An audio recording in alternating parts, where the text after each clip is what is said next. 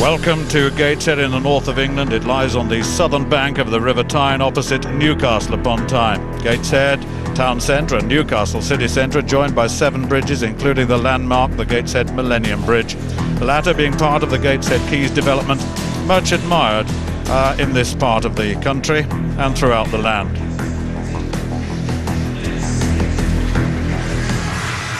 Welcome to the Gateshead International Stadium and to the Samsung Diamond League, the Premier League for athletics throughout the world. It's here that Asafa Powell set a world 100-metre record of 9.77 in 2006. And by the way, he's here again, and so is Tyson Gay.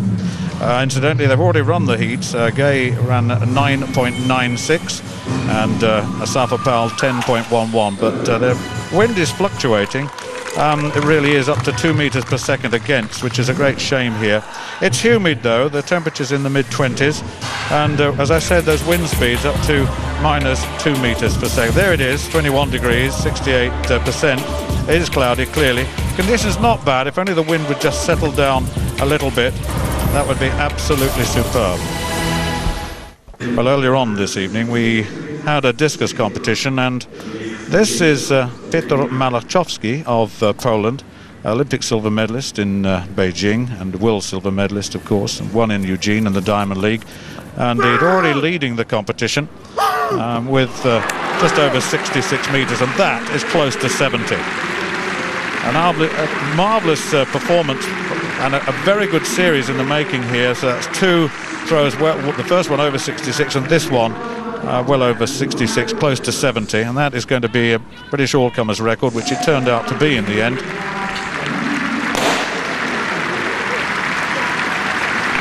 (69.83). Look at that. New national record, British all-comers record for Malachowski.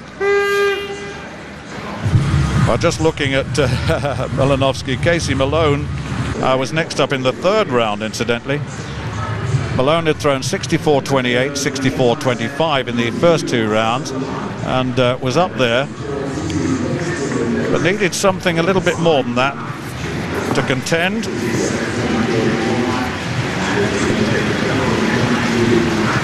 And Malone's throw at 65 meters and 60 put him into 2nd place.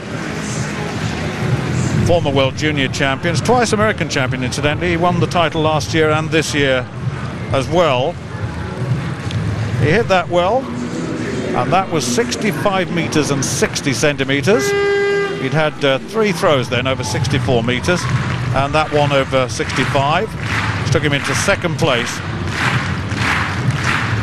But it all happened in the 4th round. Well, not all, but certainly Zoltán Kvágo in the 4th round. The Hungarian had 57.48, 58.35, 62.81, and then this game.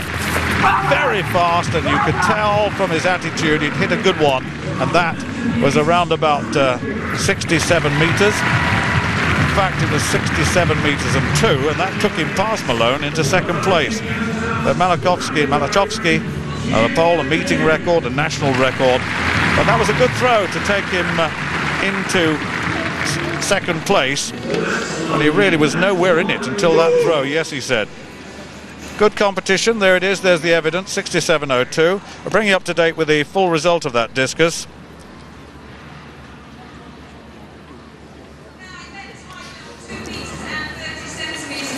Let's just check on that result. There it is. Malachowski is 69.83, national record.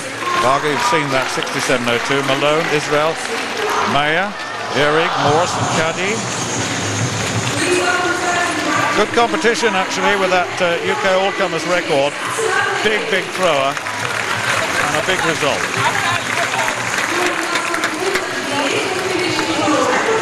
Well, Tim Hutchins sitting alongside me. It's a pretty good crowd here, isn't it?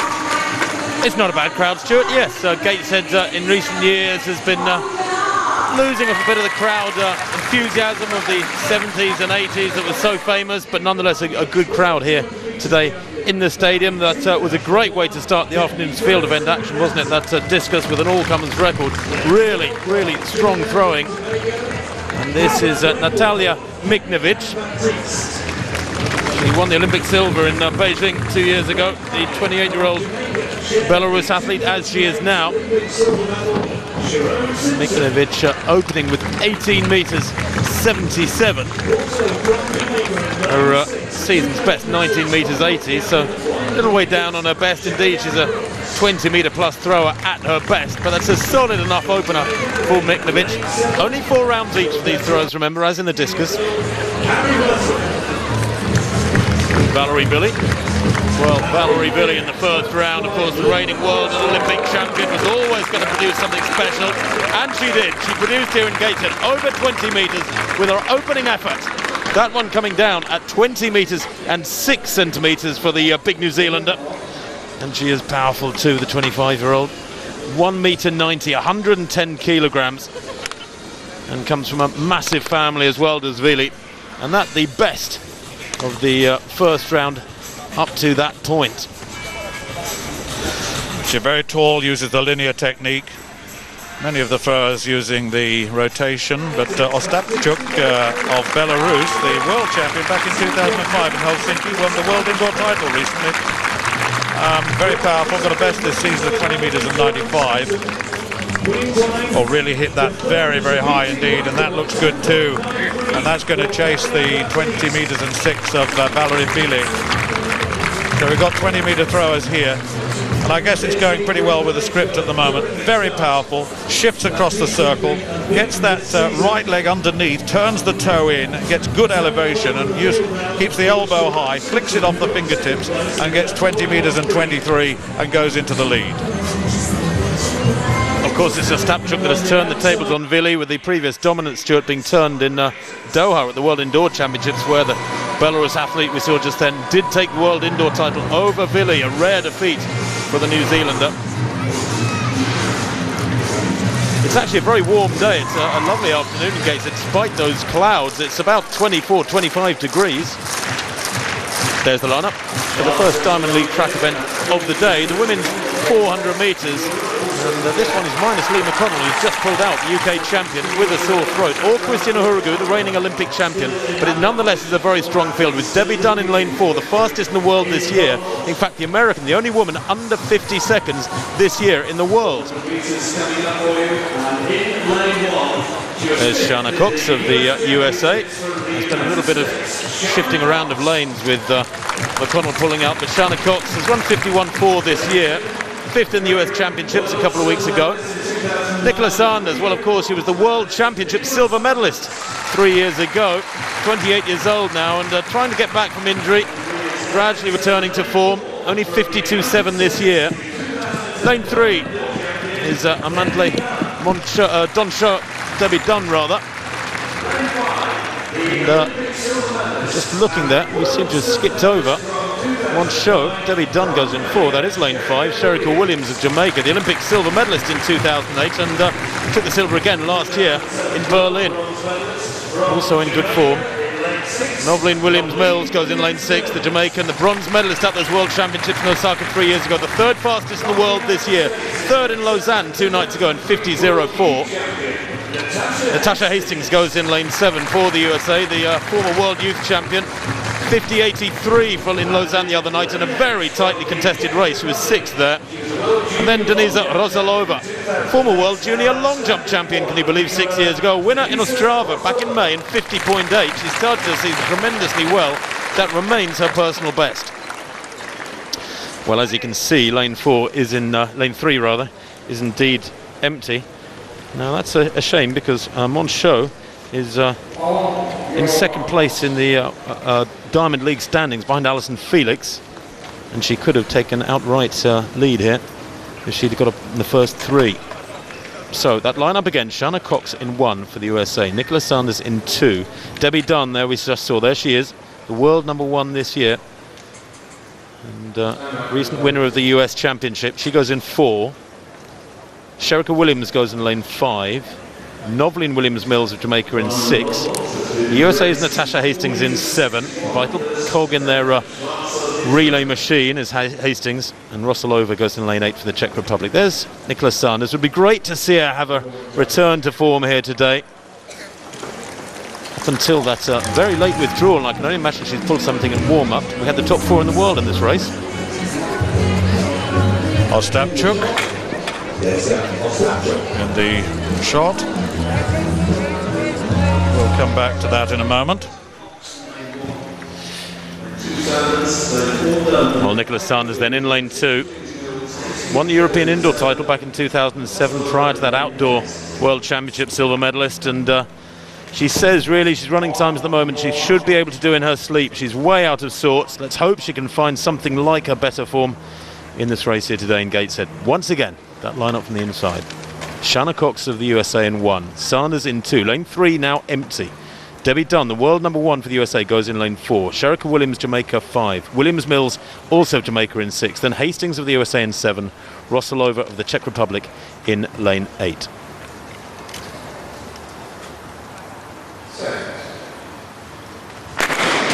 Well, 5 athletes in this field have broken 50 minutes. There's been a gusting wind across this Gateshead arena over the last hour or so. Let's see if it affects them here down the back straight. Certainly gone up pretty quickly here. Is Hastings second to left. She's already up on Rossalova. The rest of them moving well. Also going well on the inside is Shanna Cox. She's up on Nicholas Sanders, who already looks to be lagging behind the majority of this field. Nobody really showing there in those outside lanes. Although moving well now is Williams Mills in lane 6. Up on Hastings outsider. And Rossalova, in fact, it's Rossalova on the outside who's going very well indeed. It's tight on the outside there. In lane 5 coming through now is Sherika Williams. Dunn's got a bit of work to do in 4 at the moment. They come into the straight and Dunn's still a couple of metres down. It's Sherika Williams in 5 leading. Going strongly outside is Williams Mills. Real battle between these 3. Dunn's left it a bit too late. It's going to be lovely if Williams Mills, I think, comes through. No, it's Sherika Williams who takes it. Good win there for her, 50.44. I thought that Debbie Dunn would come back with them down the home straight. It was only 2 nights ago that they raced in a very hot, sticky Olympic Stadium in Lausanne, and then much of yesterday will have been spent travelling. It involves obviously 2 flights to get from Geneva to here, so they spent much of the day on the move. Maybe there were some timed legs out there just now, but Sherika Williams taking some very, very useful scalps indeed there, and a pretty solid time, Stu. Yes, indeed, you're right. Rossalova, right on the outside, ran very, very strongly indeed, didn't she? And at this stage, certainly the winner, Debbie Dunn in Lausanne, was really struggling at this stage, rocking and rolling just a little bit. And Sherika Williams, outside her, looked very, very good indeed. And Noveline Williams-Mills coming in 3rd place. That's how it finished. And out in lane 7, Natasha Hastings, who went off so very, very quickly, faded a little bit in the end and was in 4th place. But, well, that was a pretty tough race. And certainly Debbie Dunn, who won the American trials, the only woman under 50 seconds in this field this season, incidentally, on current form, that is. Couldn't quite match that, but she was 2 days ago running in Lausanne. The Sherika Williams, Tim, 50.44. Yeah, she certainly worked for it, didn't she? Looks taking a long time to recover there, Sherika Williams.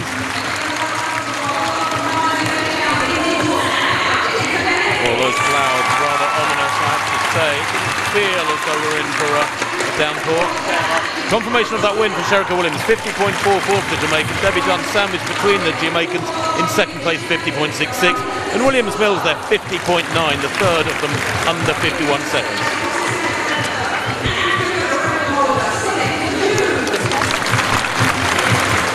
Nicholas Sanders on 52.89, still looking for that improvement in form. Almost 53 seconds for the Britons. And the first 3, of course, earned Diamond League points, 4-2-1 for 1st, 2nd, 3rd. And this is the way it stands overall. Alison Felix and Moncho, neither of them here today, still on top, but Williams there earning 4 points to move up to 3rd place.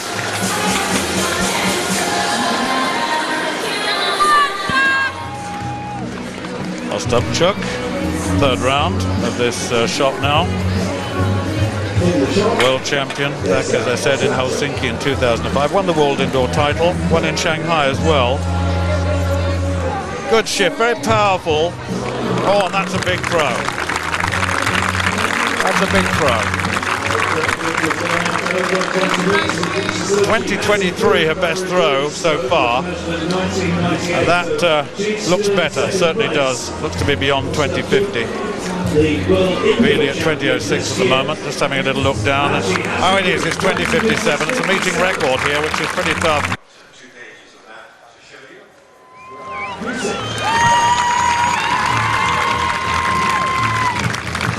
Well, Nadine Kleinert.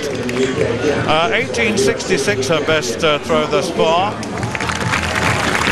Chasing 20.06 and 20.57. Gets under that, good elevation. It's not going to challenge the lead though. It looks around about the 19-metre mark. Very tall. The taller athletes have a real advantage here, you know. They really do. Just have a look at this. Good lift actually, and good transfer at the end. Just beyond 19 metres. 19 metres and 1 it is. There's the series in third place.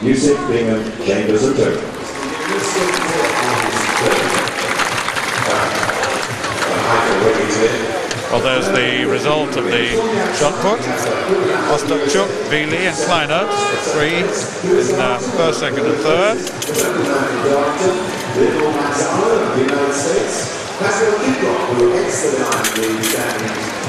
Well, Stuart, the conditions are pretty good out there. There's been a slight wind through those earlier sprint heats over this last hour, but nothing particularly strong, and the time's pretty solid in that 400, so I'm optimistic for the middle distance races today.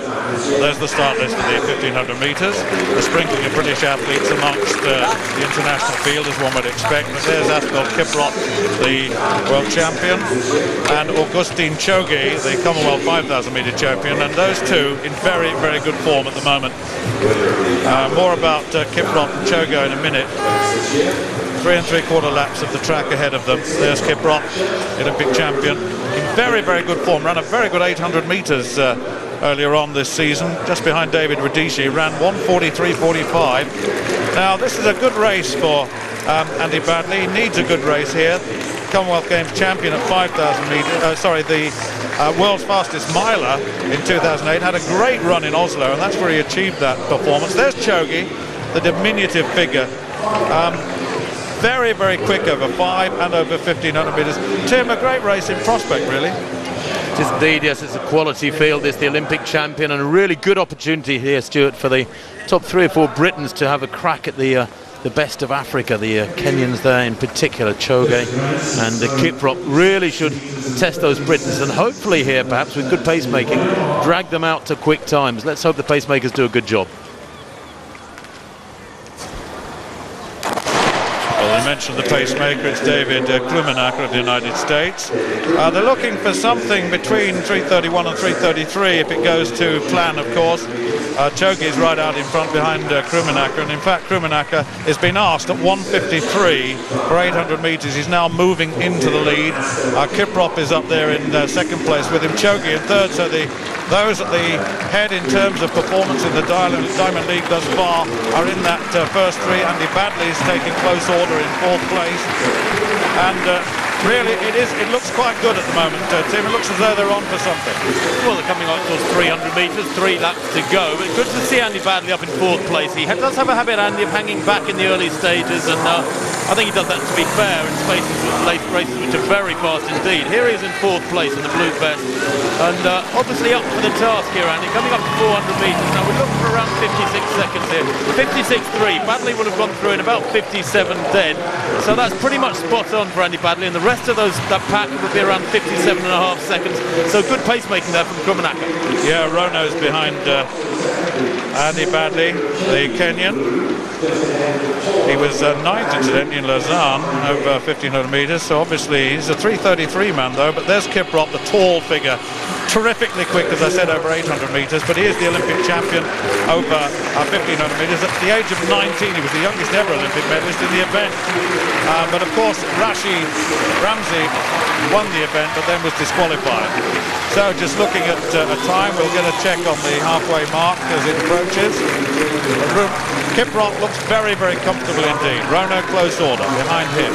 You could hardly get anybody longer and thinner, could you, as a middle distance runner? That's the Olympic champion in 2nd place behind Klumenacker, the pacemaker. They come to 800 metres, 1:54.38. That lap a little slower than I would have liked, 58.04.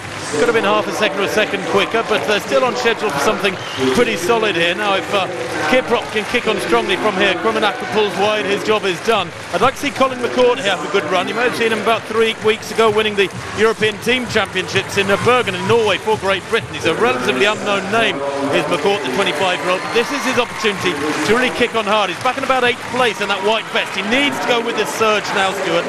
Just over a lap to go. This is where the real strength comes in on this penultimate lap and the leading into the final lap. They've got to push hard here.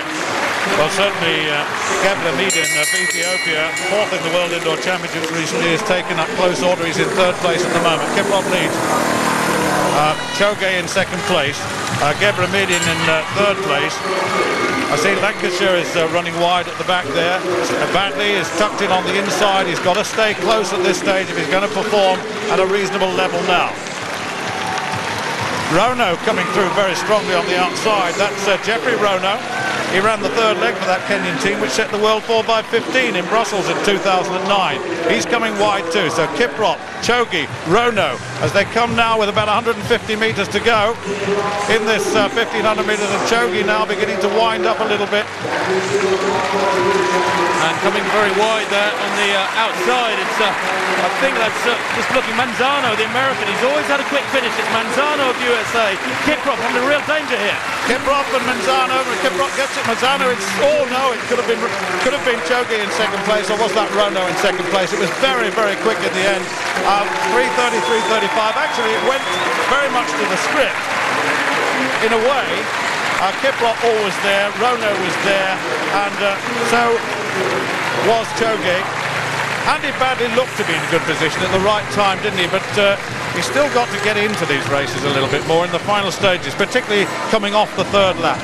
Well, he just looked to me, Andy Badley. You can see him there in the background in about 6th place on the inside, so he just lacked the strength through the final 200 metres. This is where they kicked pretty hard. They did go hard from about 300 metres out. I did love this shot. This is like Kiprop in black, the Olympic champion. It's like a man amongst boys. He's towering over the rest of these guys. He's running the shortest line. This is smart running from him. He gradually wound it up through the last 300 metres, stays on the inside line. That means the others have not only got to accelerate to stay with him, but they've got to run more yards to get past him around the outside, and they couldn't do it. It was a very, very canny race from the Kenyan Olympic champion. Wins by about a metre, Stu. That's all he needed. Yeah, it was Choge on the inside, and that was a tight for 2nd place, wasn't it? We'll get the result of that formally in a moment, but very, very tight for 2nd. Well, I'll tell you what, as well, there's some very good place times there, Stu. I think Badley will have run fast. Yeah, having said what we've said, we're a bit blasé about the 3:32s and stuff. 3:33, 34 for Kiprop. Choge 3:33, 51. Manzano, the American, 3:33, 51. He ran that very well. It's the season's best. He came through very, very late, didn't he? Just ahead of Gebra Midin of Ethiopia. Badley's time 3:45, 3:34, 50, which is a personal best. So we can't criticise that too much. He did come through quickly, but in fact he went past Rono. Well, it's a long overdue improvement on the personal best of Andy Badley. That I know he's worth a couple of seconds quicker, but I don't think he looked that good today, actually. I think he'd have been disappointed with his ability to respond and go with the Africans there through that final 200 metres, and that's what he needs. He had in the first round as well. The men's long jump has already taken place, and I can tell you that Michel Tournius has had a very good day. Tournius here in his very first round, most recently placed only 5th in Madrid. The 2009 World He's got a season's best of 8:10 as a long jumper, his lifetime best 8:11, so he's in good form, we know that. And here producing 8:01 in the first round. It was the best of the first round, indeed led the competition for fully 3 rounds. And only did he get past in that fine round. Perfect on the board there from Tournius. And the Swiss there failed to qualify for the World Championship final last year in Berlin. But that 8:01 was the best of his series. Ended up in 2nd place with that effort. And they took some pretty useful scouts here with the Britons Tomlinson and Rutherford behind him. Irving Saladino, well, the Olympic champion, of course, from Panama. The 2007 World Champion as well. Couldn't retain that title last year in Berlin.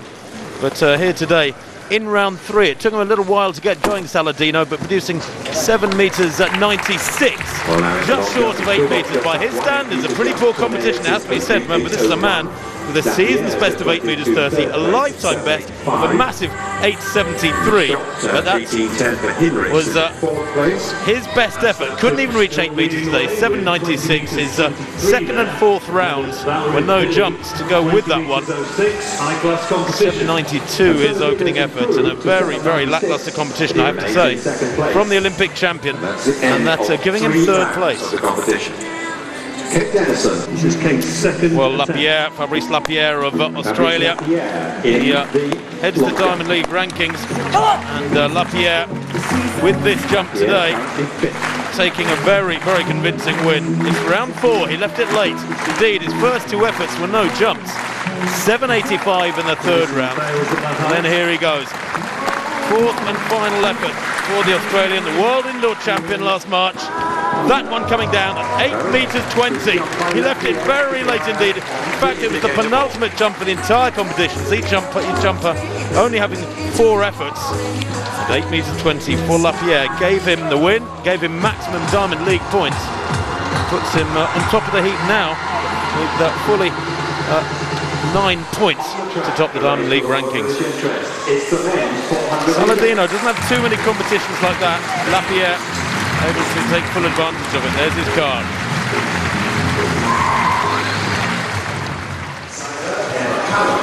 And that's how it ended up in the men's long jump final. The Australian world indoor champion Lapierre with 8 metres 20, beating not only Tonius of Sweden, but Saladino, the Olympic champion, who finished only third and couldn't approach the 8 metre barrier today.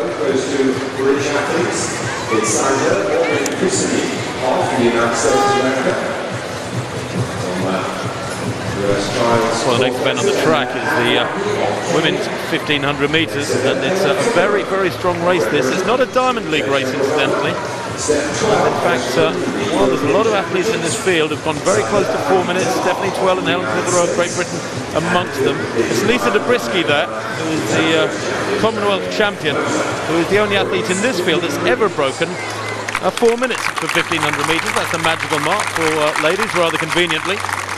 4 3 3/4 laps of the track. 12 athletes out there. The pacemaker will be Karen Shinkins, and she's due to go out at 4-minute pace. That's 64 seconds per lap.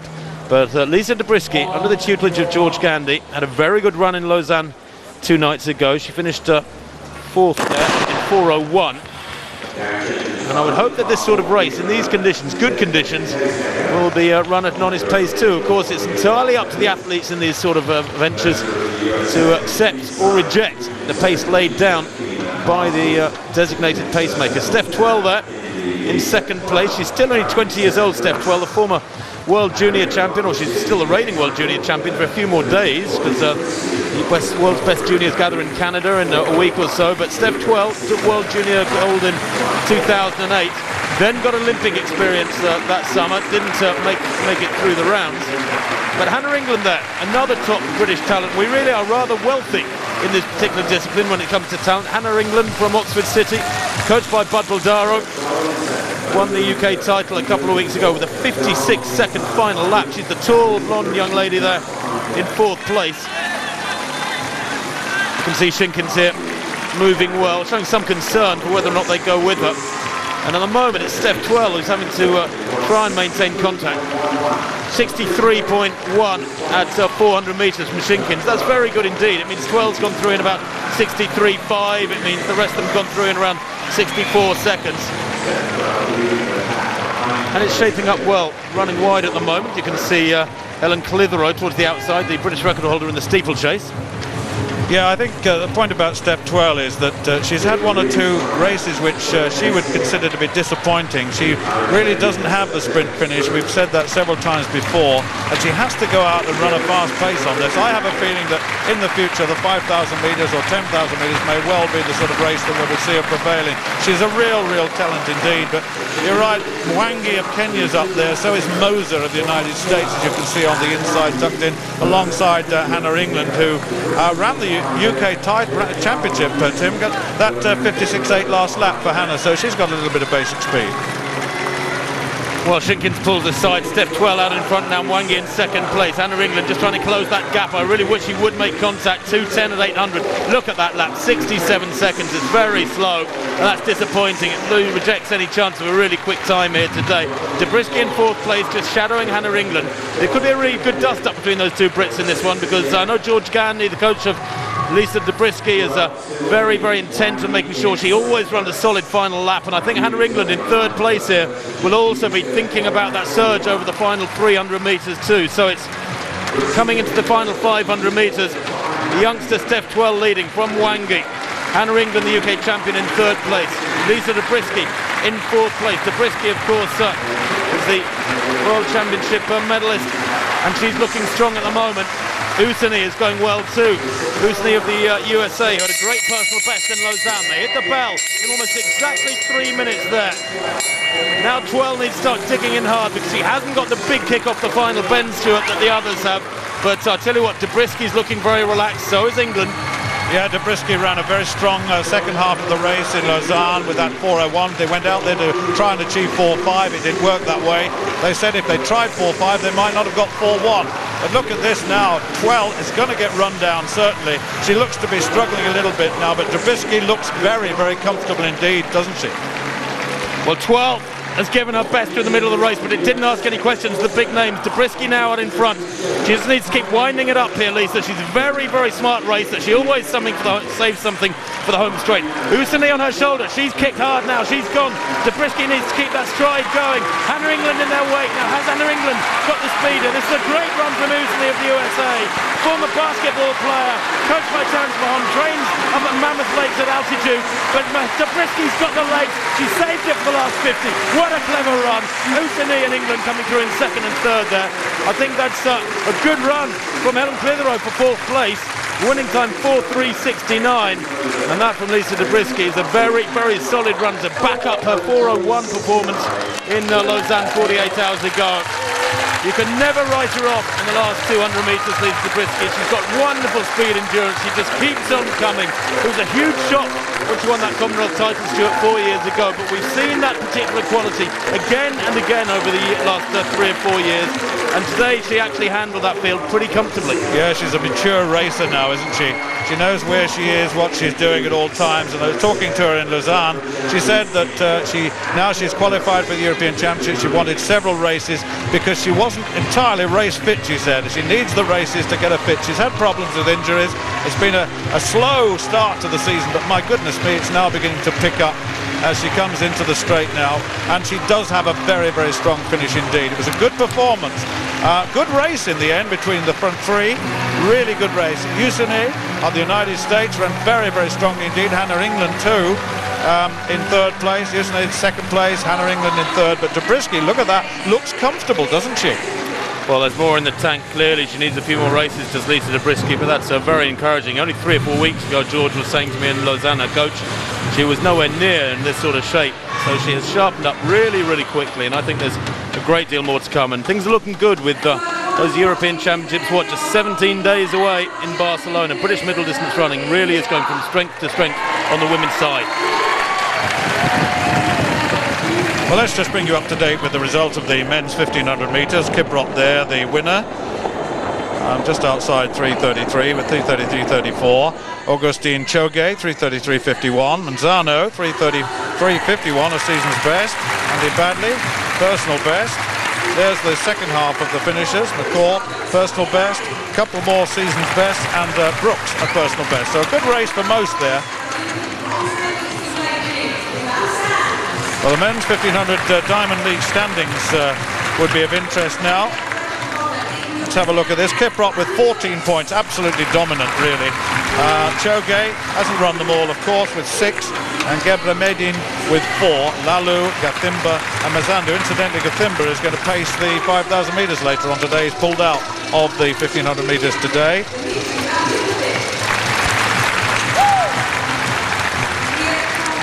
Well, the action continues on the infield, and the pole vault for ladies has been underway for some time. But Svetlana Feofanova, former Olympic and world champion, is in the field. The Russian with Gateshead now saying she's not going to jump until next February. The world record holder and reigning Olympic champion is sitting out the entire 2010 summer. Fabiana Moura, though, is the top vaulter in the world from Brazil in the absence of the great Russian. And Moura came in at 4:41, cleared that first time. Here goes clear at 4 meters 61.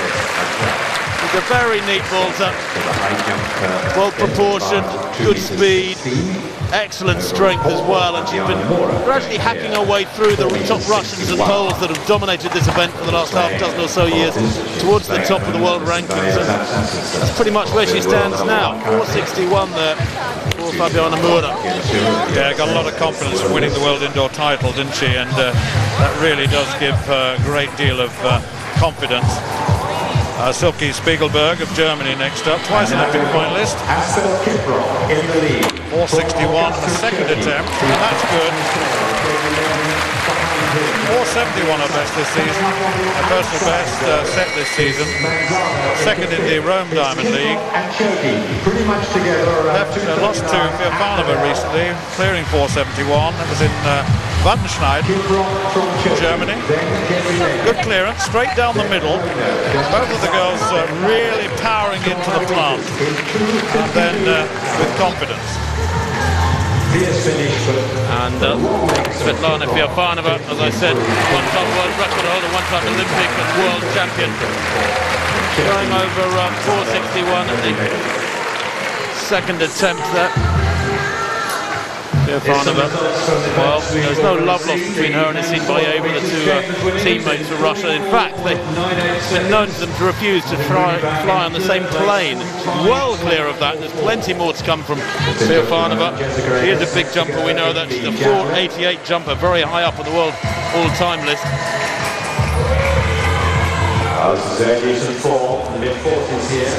Well, Lisa Dobrysky celebrating that victory. Normal service is resumed. She's had her fair share of injury problems. The confirmation of that win for Lisa Dobrysky. 4:03.69 from Morgan Husseini. Hannah England and Helen Clitheroe second in third and fourth, underlining the strength of British middle distance running. Those are good place times and a real return to form there for Helen Clitheroe in fourth place. Anything under 4:10 is strong running.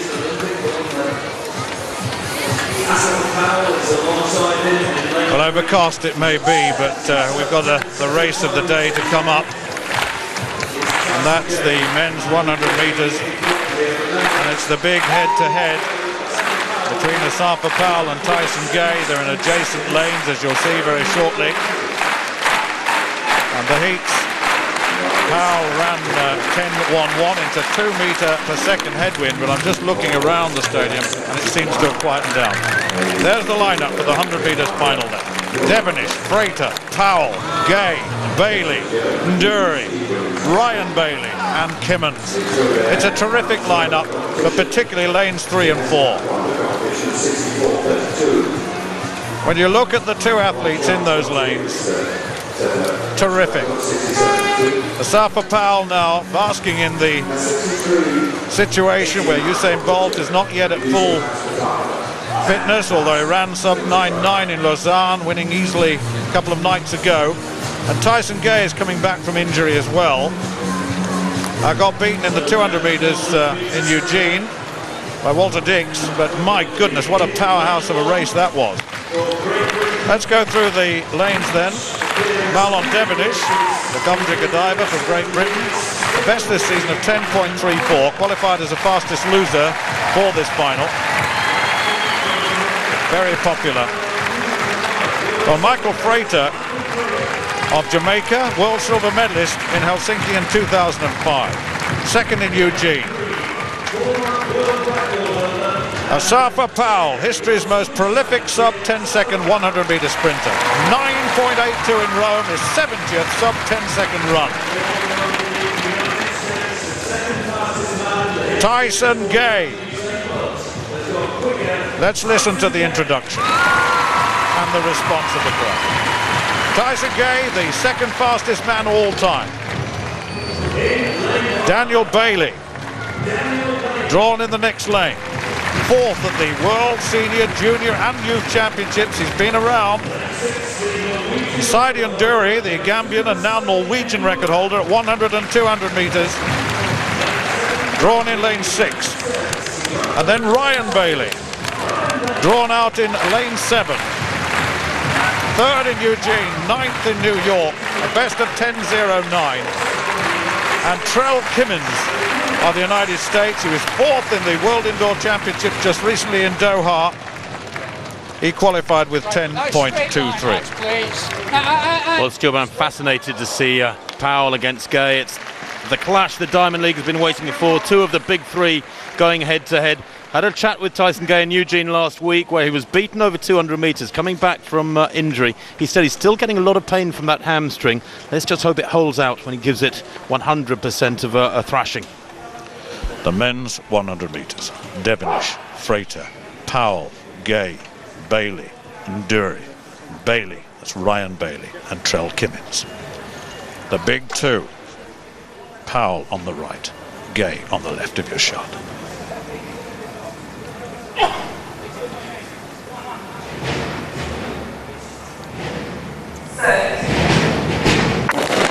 Away this time, and Powell has got the better start of the 2, and Powell looks to me to be away from Tyson Gay at the moment. Gay's got a lot of work to do, and here comes the suffer. Tyson Gay coming through. Gay, I think, gets it from Powell. It was so close. Oh my goodness me, 9.93 into 1.7 metres per second. Now, did Tyson Gay do enough? It looked to me as though he hit the line first. We'll see. My goodness me, that was a cracking last 20 metres by Tyson Gay. He has the strength and endurance over 200 metres, and my goodness, what a good finish. What a powerful finish that is. And let's hope he's not injured. Fantastic race, wasn't it? Lived up to every bit of the billing. Everything everybody wanted from that race came out on the track there, Stuart. Brilliant running. 9.94 for Gay, confirmed the winning time. 9.96 for Powell. I tell you what, though, Gay had to work for that because Powell was half a metre up after 3 or 4 strides. He got much the better start, did the big Jamaican, but Gay really worked hard through the second half. The 200 metre strength did come through, as you said, Stuart. He was probably still accelerating through 70, 80 metres when most of them have long hit top speed. Look at this, 20 metres in, 30 metres in. Powell had the race done. I thought he was away and gone. I never thought that Gay would get there. But Gay here, between about 50 and 80, really dug deep. Wonderful, wonderful rhythm from him, even though he starts rocking hard there in the last 10 metres.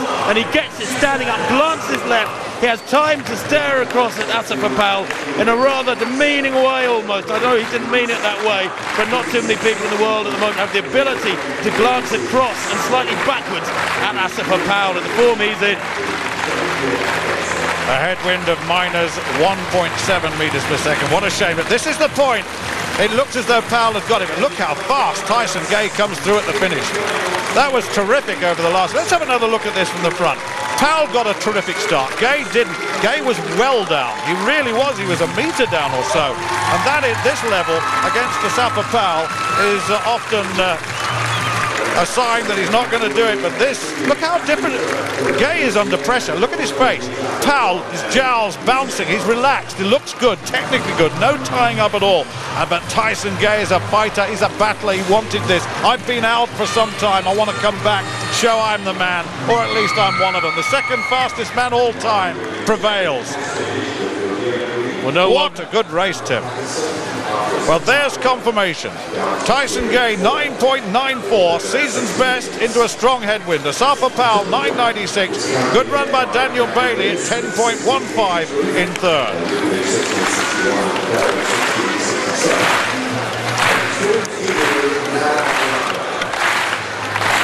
Well, that was absolutely fabulous, wasn't it? One of the great 100-metre races of the last 10, 20 years, for my money. The time 9.94 might not be anywhere near the ridiculous world record of Usain Bolt, but the manner of the racing there was quite fantastic. It was one to really relish. Fantastic stuff.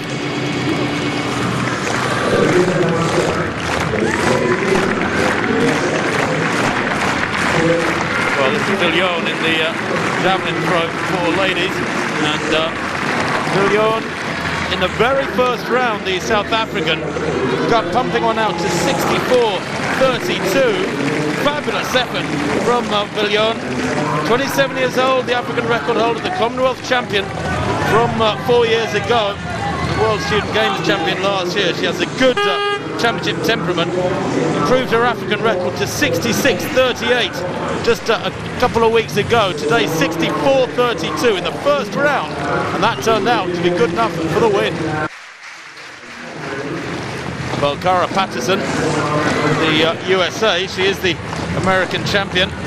Won the Eugene Diamond League meeting 8 days ago as well. Indeed, she retained her US title 3 weeks ago. Failed to qualify for the Olympic final or the World Championship final last year, but she's gradually working herself into world-class shape.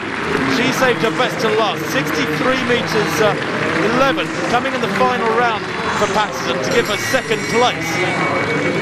Her next best from her 4 throws, remember they only had 4 each, 56.47 her opener. Then she had a couple of no throws in the middle. That was actually her opening effort, 56.47. She did produce something considerably better in the last round. So the confidence is that you want twice in Gateshead before. You must be confident enough to run like that. Well, the men's steeplechase is next. Relatively small field here, only some 10 athletes in the field, but it is a quality field, although nobody in the world this year has yet broken the magical 8-minute barrier. This Luke Kiplagat is a late addition to this field, 8.16, his season best and personal best. That was from the middle of May. Former World Junior silver medalist is Kiplagat. Of course, it's an event very much dominated by the Kenyans on the global scene, although today, well, we've got Britain and Australia and a South African, a couple of Americans and a Portuguese in this field as well. Top 2 in Europe, incidentally, are French, Bob Tari and Mekissi Benabad, and both have recently set world bests for 2,000 metre steeplechase. It's a non-championship distance, obviously. Barcelona should be a real dust-up between those two. But it gives us a chance to look back at Spatakova, the world record holder, the Olympic champion, the world champion in 2007. Spatakova.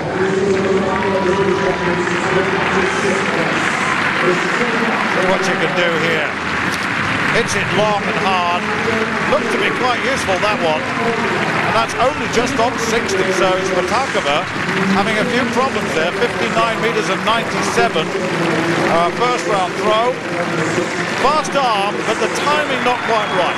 It stalled a little bit. But there it is. Second place with that throw.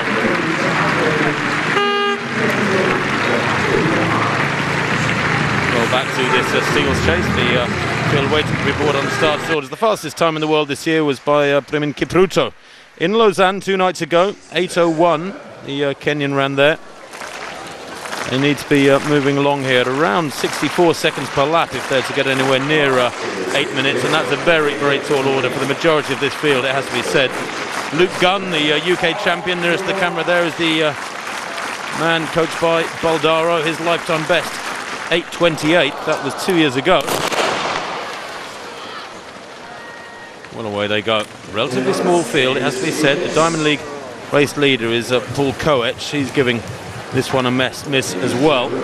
There is no pacemaker, incidentally. And that might make it all the harder to get a decent tempo going here. Well, I'm glad to see most of the field going with what looks to be a fairly healthy pace in these early stages. Indeed, it is a healthy pace. And the lead there is Ramalefi, the South African. 7-time South African champion, in fact, Ramalefi. He's their national record holder. And at the moment, he's doing a very, very good job as an unofficial pacemaker.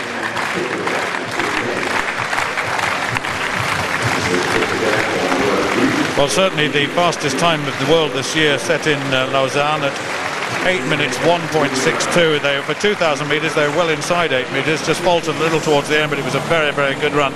And in fact, Ramalefi, we just mentioned him, he failed to finish in Lausanne, but early on in the season he was the world leader and South African record holder. He's won their title 7 times, you were saying, Tim, earlier on. He's leading and obviously taking it on. We've got Mike Kipyego there, the Kenyan, the world junior champion back in 2002. And I would think Linus Chumba, also of Kenya, might well feature in this as well. Well, they come round with a lap and a half done already. They're beginning to string out. So rather fancy Ramalefi setting down a good pace here. It is Ramalefi from Kipyego and Chumba. Kiplagat in 4th place, and then the best of the rest going through is Slattery in the green for the USA. Slattery, well, he was US champion back in 2003. Third in the US Championships a couple of weeks ago, trying to get back to his best form. He's an 8:15 runner at his best, and for non-Africans, anything under 8:30 is pretty, and 8:20 is pretty useful. Well, this is Jessica Ennis, of course, the world champion at heptathlon. One of her events. This is her first round throw, and she's getting stronger and stronger, and her real improvement will come in it's a second round throw, this one, incidentally. We're just looking back. Hits it very, very hard, and that went out to 46 meters and 15. The world heptathlon champion, building on her shot, building on her javelin, and that a very, very good throw indeed. Well, back in the steeplechase, still Kipyego leading now. Ramalefi as he's back there with that green headband. Chumba in 2nd place, and beginning to open up a bit of a grip on Ramalefi, the South African.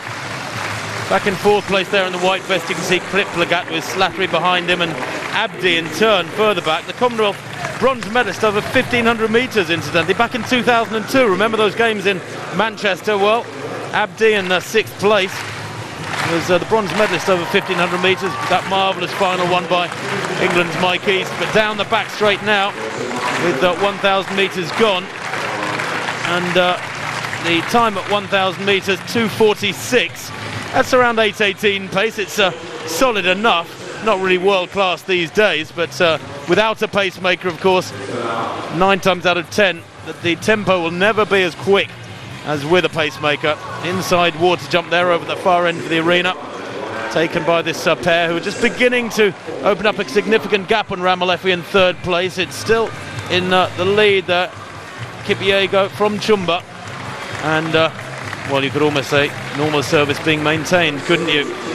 Kiplagat in 3rd, Bruce, that is, in green. I think I said it was Slattery, my mistake. Ben Bruce of the USA, who was 2nd in their championships. He's only an 8:26 runner, but at the moment now in 3rd place. Well, the tenor of the race has been set very early on, hasn't it? Mike Kipyego, the Kenyan, is 26. He's got a best of 8:16.46 so this season, 8:08.48. That was last season. So he's got a pedigree ahead of Linus Chumba, who has a best of 8:11. That was back in 2005, though, 8:19.26 this season. Just to bring you a couple of statistics there, he was 6th in the Kenyan championships, and such is the depth of steeplechase talent in Kenya. They win most of the major championships now, not just the gold, but the silver and bronze as well. No, that's exactly right, Stuart. I think one of the mistakes that a lot of the top European runners, non-African runners make is they don't work hard enough at their 5,000 metre strength, because to me the steeplechase, although it's 3,000 metres, is a strong man's event, and if you can't run international standard times at 5,000 metres, I think you're going to struggle at the steeplechase. Certainly you're not going to get far below 8:20, and a lot of these athletes, when you look at their cards, you look at their CVs, they really can't cut it as runners on the flat, and that's almost a sort of prerequisite before going to the chase. Of course, some of the people would say, well, they move to the chase because they can't run well on the flat, but then it's sort of illogical to think you therefore are going to become world class at the chase either, because the top runners at steeplechase are very, very useful on the flat. Chumba now pushing on hard down the back straight, coming up towards 2,000 metres, and there it is, 5:32, 2:46 for that one as well, almost identical, metronomic running from these two men out in front, 2:46.17 and 2:46.09. You couldn't make it up, you certainly couldn't do it if you tried. 5:32 then was that combined time at 2,000 metres. They're still very much on schedule for something under 8:20 here. Bruce back in 3rd place, but pretty isolated now. He's got about 20 or 25 metres of track in front of him and about 20 metres of track behind him as well. As they come through now with 2 laps to go, it's Kenya 1-2, Bruce of the USA in 3, then Kiplagat in 4, Abdi of Australia, better known as a 1,500 metre runner, as I said, back in 5th place at the moment, but the field pretty strung out here, and yet conditions are good in Gateshead. It's a cloudy, grey afternoon, no sunshine whatsoever here in the arena, but it's very warm and close. It's probably 24, 25 degrees, but the humidity is high. Yeah, it is, and I just the wind seems to have died a little bit now, which is very good indeed. A little bit too late for the men's 100, but this steeplechase event unfolding, that's down that's 1, 2, 3, 4, 5th and 6th places. And the leaders have actually been taking it in turns. They've shared the lead very often to help each other around, and now they'll start racing, of course, as they come into the bell, with Kipyego leading Chumba with just that about 50 metres to go, plus 1 lap. Well, there's 3 separate races in effect. Kipyego against Chumba, then the isolated Bruce of the USA in 3rd place, about 7:16 at the bell there, and then the second pack go through with Abdi of Australia just heading Luke Gunn with under a lap to go, and Kiplagat now dropping back as we go into the back straight with Kipyego leading and Chumba in 2nd place. It's quite a nice hurdler, is Kipyego, better than most of the Kenyans, but as an 8:08 performer he ought to be comfortable at this pace. They're running at about 8:18 tempo. Still haven't really opened up much ground on Bruce. He's working very hard there. Ben Bruce is a strong run from the 27-year-old. If anything, he's closed up on them quite a bit over the last lap and a half or so. I would imagine the sprint between these two will take them further clear. They hit the barrier there. Kipyego clears it without putting his foot on it, as you can see, and into the straight they come down. Chumba kicks past hard. Kipyego trying to respond.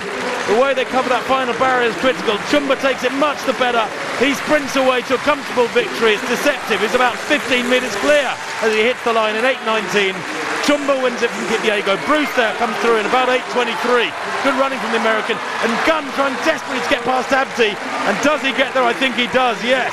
In about 8:29, I think a click under 8:30, which would be encouraging running for Luke Gunn of the UK. It's the season's best by several seconds, that's for sure. Very close to his personal best. So, a meeting record of 8:19 there for Chumba. Make sure that standards are being pushed on here at Gateshead Stadium, with all the really big names missing from this one. Remember, this is not a Diamond League race in this particular contest. Well, Chumba then flattering perhaps with that very impressive sprint over the last 50 or 60 metres to go well clear. But when you think that winning time 8:19, fastest time in the world by Kipruto 2 nights ago, 8:01. There's that battle for the 4th spot which Gunn just won. Well, final round then of the women's javelin. This is Brillantowaya in the 4th round, 64-32 her lead from the 1st round, and that around about the same distance, probably a little bit less, difficult to tell without the line to help us, but Brillantowaya, the African record holder, the Commonwealth Games champion in 2006, won a meet in Prague recently, improved her African record to 66 metres and 38. 63.89 then, that 4th round. There are only 4 rounds.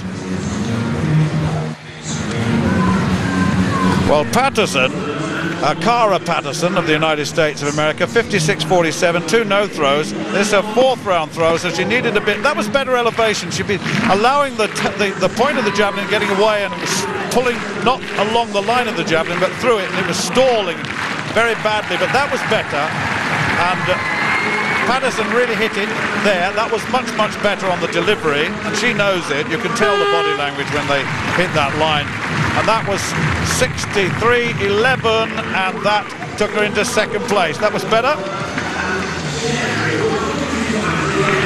Well, Spatakova not in form. The world record holder, she's got a best this season of 68.66, really struggling. 2 under 60, the 3rd no throw, and looking for form. It looked as though she'd got behind that javelin there, but it fell very short. Well, not too short, but short by her standards, yes. 62 metres and 2 centimetres. Really trying to get the form that's seen her throw 72.28 in Olympic year, winning that Olympic title. And now it's a bit tougher Had a bit of injury, she certainly has. And there it is, 62.02. She's in third place behind Billon and Patterson.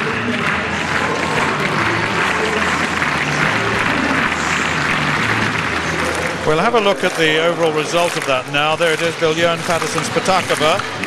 Hans Jottier, the season's best, in fourth place. Klimsova, Whittingham, Great Britain. Jessica Ennis, 46.15, not quite up to her personal best, but very close. And Zilaka did not start, of course, at the bottom of that caption. Well, there are the standings. Spatakova, not here today, 8 points. Patterson moves up into second with 6. Billon also with 6. Abakumova with 4. Radec with 3. And Rebrit with 1.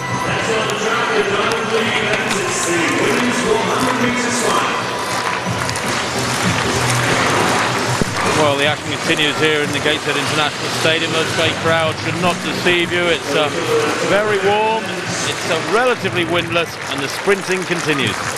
Well, there's the lineup for the women's 100 metres final. Ferguson McKenzie drawn in lane 1. Solomon 2. Barber 3. Jetta 4. Baptiste 5. Simpson 6. Russell 7. Brooks in lane 8. 3 Jamaicans, 2 Americans, 1 Trinidadian, 1 from the Bahamas. And this should be a cracker too. Carmelita Jetta in very, very good form indeed, but on the evidence of the heats, the Trinidadian Kellyanne Baptiste looked pretty strong. Debbie Ferguson of the Bahamas, 11.27 her best this season, was 4th in Lausanne a couple of days ago. She's drawn in the inside lane. She's had a lane in all 6 Olympic sprint finals so far in this century. How about that? Solomon in the second lane. Shalanda Solomon of the United States was 3rd in her heat. She is a sub-11 second performer. Michaeli Barber of the United States in very good form as well. 11.17 this season. She's drawn in that 3rd lane. Now Carmelita Jetta.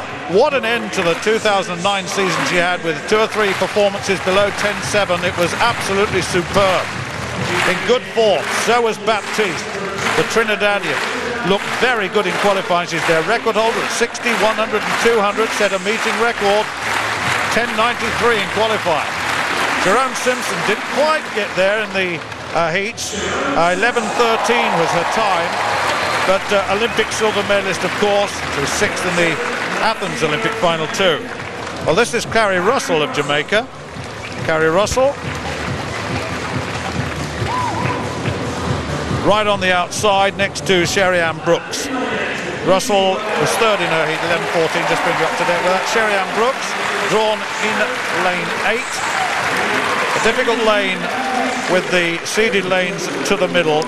Commonwealth champion at 100 metres in 2006, Sherry-Ann Brooks of Jamaica in lane 6. Well, with 3 Jamaicans in this, the sprint relay, no wonder it's as good as it is. Jetta and Baptiste, the 2 principals in this race. Who will prevail? Jetta looking to get under 11 seconds, and it does appear to be a little bit calmer at this time. Ferguson McKenzie, Solomon, Barber, Jetta, Baptiste, Simpson, Russell and Brooks. The women's 100 metres final.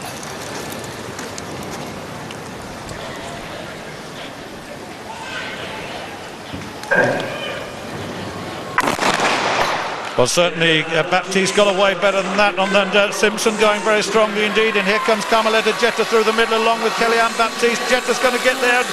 Jetta gets there, Baptiste second, and Simpson in 3rd. Jetta 10.95, and that's a meeting record. It is indeed by 1/100th of a second. Takes the meeting record that. Actually, having said that, 10.93 was the heat time. And I'm looking down at the plus 0.3. Carmelita Jetta got through there in the end. I was just looking at those times. I think Baptiste, if I remember correctly, did 10.93 in the heat, so that's not quite as quick, but a very, very good run indeed. It was indeed, yes. Third from left. Look, what a great start Sharon Simpson gets. Simpson leads, certainly through the first 25, but she's long and lithe and probably better at 200 metres.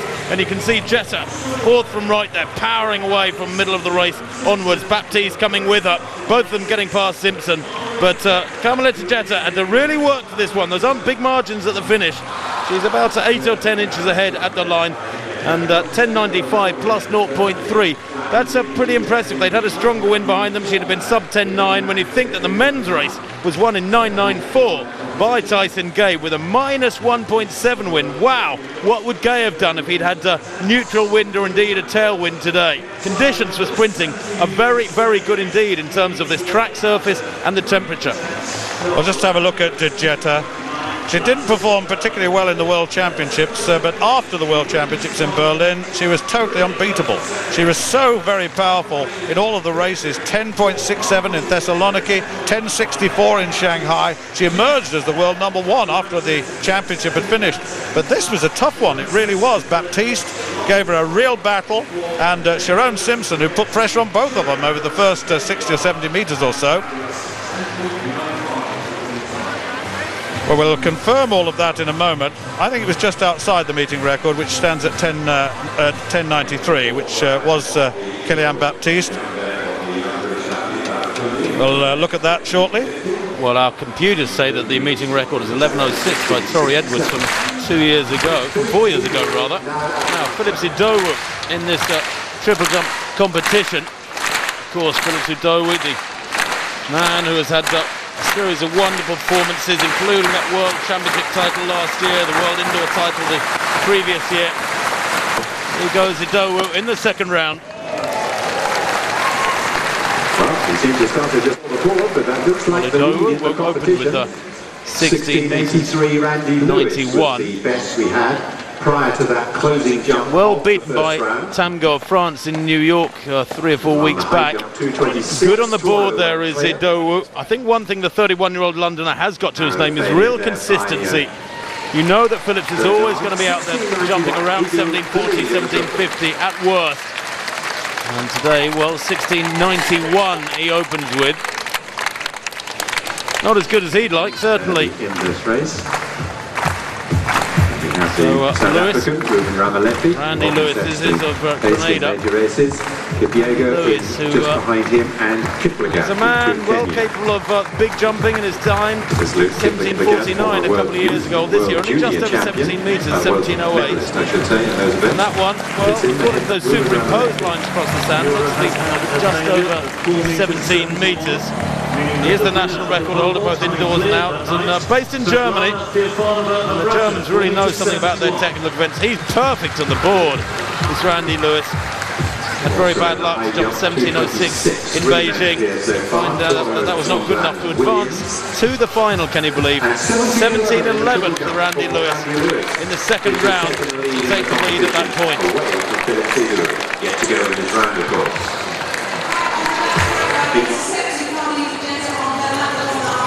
Well, the next event on the track is the women's 800 metres final. I was just hesitating there for a moment. We may get a look at Fiafanova in the pole vault shortly, because she's attempting 4 metres and 81. She's cleared 4.71 on the third attempt and won the competition. Mura is out, Spiegelberg is out at 4.61. Now then. No. Well, she's got 2 more attempts to go. Whether she takes them or not, having won the competition, well, we'll see. But Fiafanova certainly ruled the roost before her teammate came into the fore. Well, I mentioned that it's 2-lap action time, and indeed it is.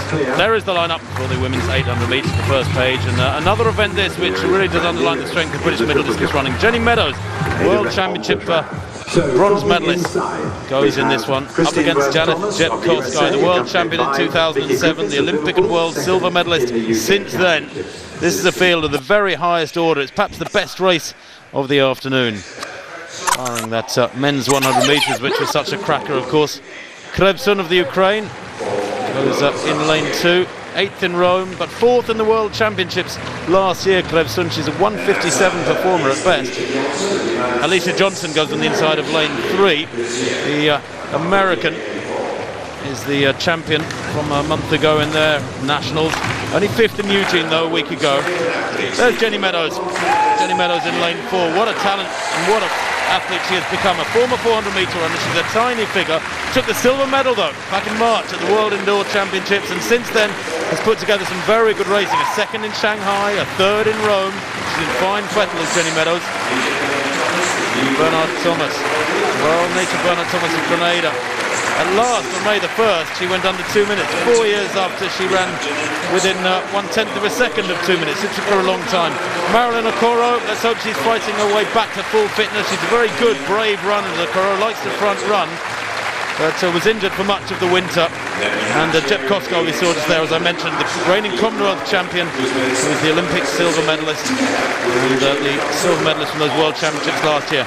And watch out for Haklaf too, because Haklaf, the Moroccan, had a big win in Rome, a huge personal best, some 4 or 5 weeks ago. Still only 21 years old. Maggie Bessie of the USA, 2nd in American Championships. A poor 9th in Eugene 8 days ago, but on her personal best of 1:57 in Monaco last year. On her day again, Maggie Bessie, a top athlete to be contested with. The best race over 800 this year was last week in Eugene, where the first 9 women broke that 2-minute barrier. Jenny Meadows, well, it's a formality for her, sub 2 minutes. She's had a tight Achilles for the last 2 or 3 weeks, so her last race was actually in Rome a month ago today. Let's hope Jenny Meadows hasn't lost too much fitness. UK champion Gemma Simpson is not even running. She's at altitude in Font-Romeu.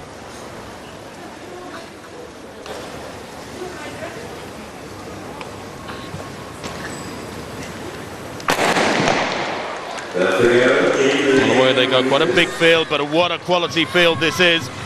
Wonderful test this for the likes of Jenny Meadows up against Jep Koskai and Haklaf.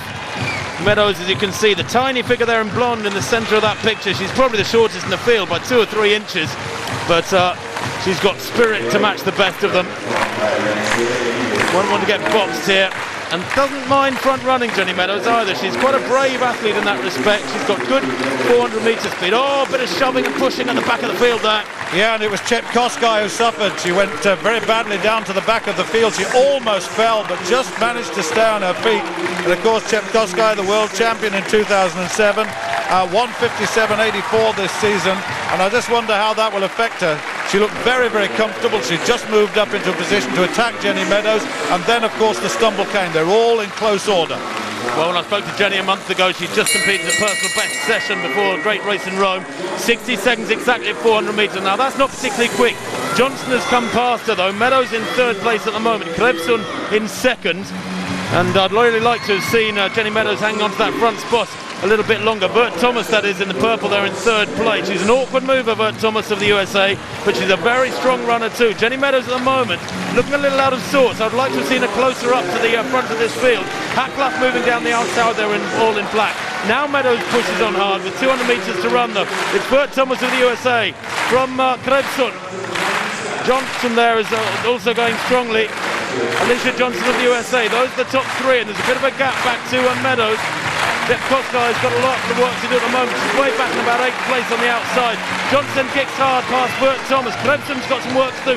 Can Jenny Meadows come through? It's the sort of race she would have run a month back. She's obviously lost a lot of fitness here. What a good run this is from Alicia Johnson.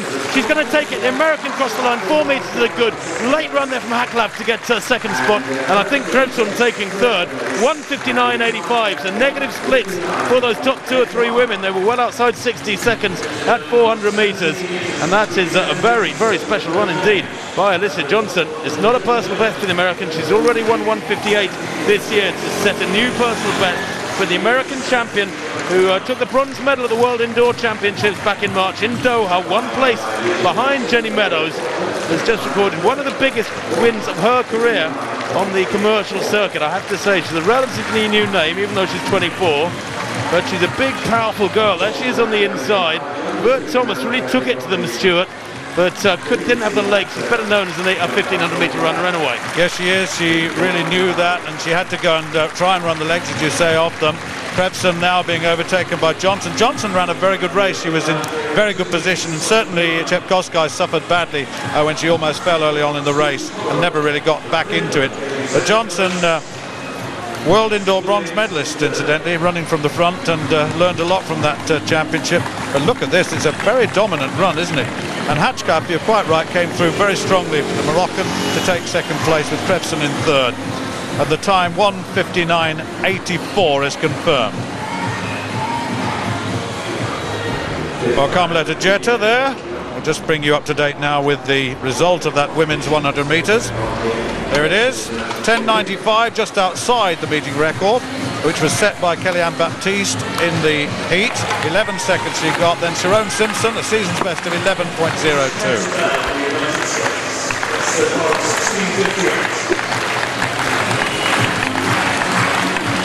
Well, just looking again at that, Debbie Ferguson-McKenzie behind Solomon, Shelley-Ann Brooks, Carrie Russell and Michaela Barber. And there's the point situation. Carmelita Jetta now on 13 points, that extra 4 being added on. Veronica Campbell-Brown not here, of course, 4. Ashanti Moore, 4. Shelley-Ann Fraser, well, look at that, 4 of them with 4 points. Well, the men's steeplechase was won in just under 8:20 by Linus Chumba, 8:19.72 for Chumba the Kenyan, a new meeting record. Kipyego in second place, his compatriot. Ben Bruce, a good run for third place with a new personal best.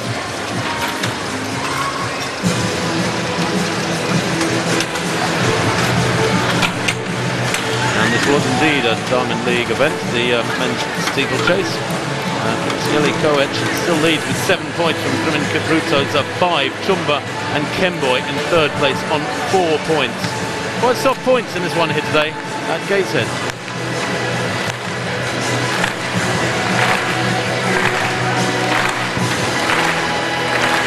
Well, there's the result of the pole vault for women. Fiafanova took one attempt at 4:81, failed it, but she'd already won the event at 4:71. It equals her season's best.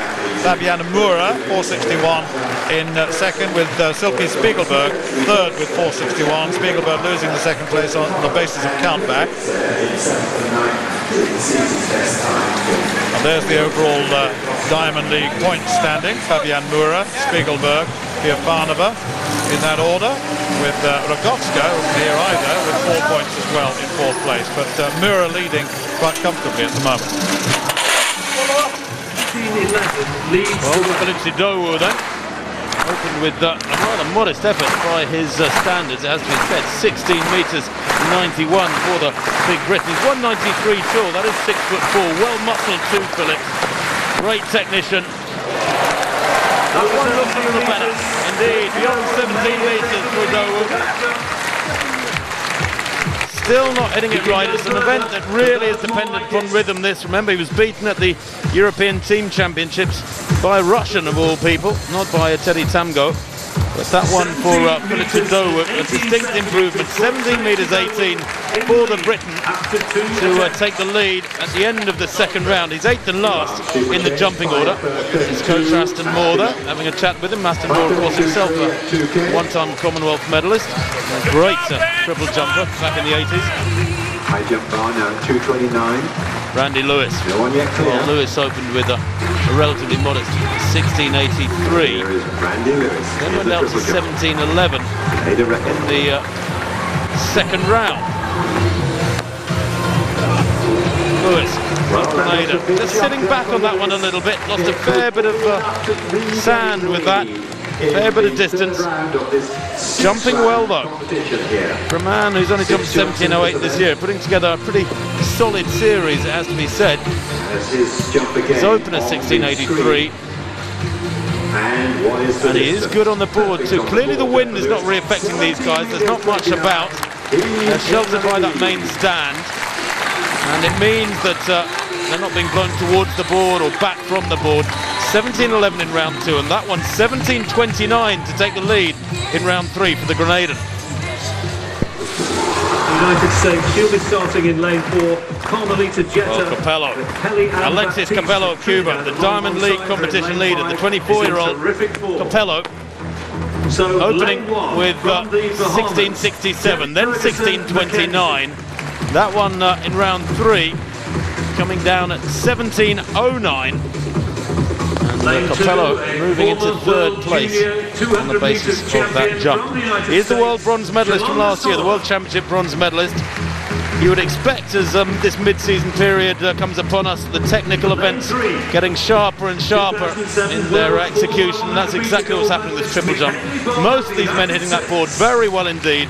17.09 and third place for the Cuban with 1 round to go. In fact, 3 rounds to go, excuse me, in this triple jump, of course. There are 6 rounds. Now, Idowu. Remember Idowu, 17.18 in the second round. And that from Idowu, a big effort in response to Randy Lewis's 17.29. That was what held the lead prior to that jump, but that surely further from Idowu. He is a wonderful competitor. He had some dodgy years back in the mid-80s. He fouled out of the 2004 Olympic final after having an initial no jump in the region of 17.70. But being advised by Aston Moore, formerly John Herbert, he really has got a great competitive temperament. He's a wonderful technician, and he's making the most of it here today in Gateshead. Idowu there in round 3, 17.38 to regain the lead. Second place Lewis now with 17.29. For the next event on the track, the women's 400-meter hurdles. This Diamond League event. And it's a good lineup too. There it is, Nicolisha Wilson of Jamaica, drawn in lane 1. Dominic Darden of the United States in 2. Perry Shakes Drayton, Great Britain in 3. Kelly's Spencer of Jamaica in 4. Susanna Hejnova of the Czech Republic in 5. And Modosanu of Romania in 6. And then Ailey Child of Great Britain in 7. And Sheena Tosta of the United States in lane 8. It's a good lineup this. Probably Spencer of Jamaica in lane 4 might well be the one to watch. There is Spencer, 4th at the World Championships in 2009 in Berlin, 53.48 this season.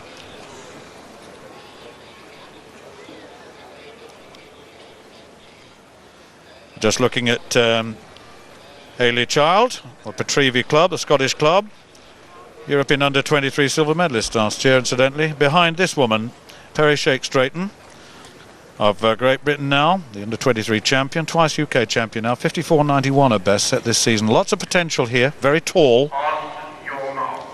So Wilson, Darden, Shakes Drayton, Spencer, Hejnova, Modosanu, Child and Tosta. The women's 400-meter hurdles.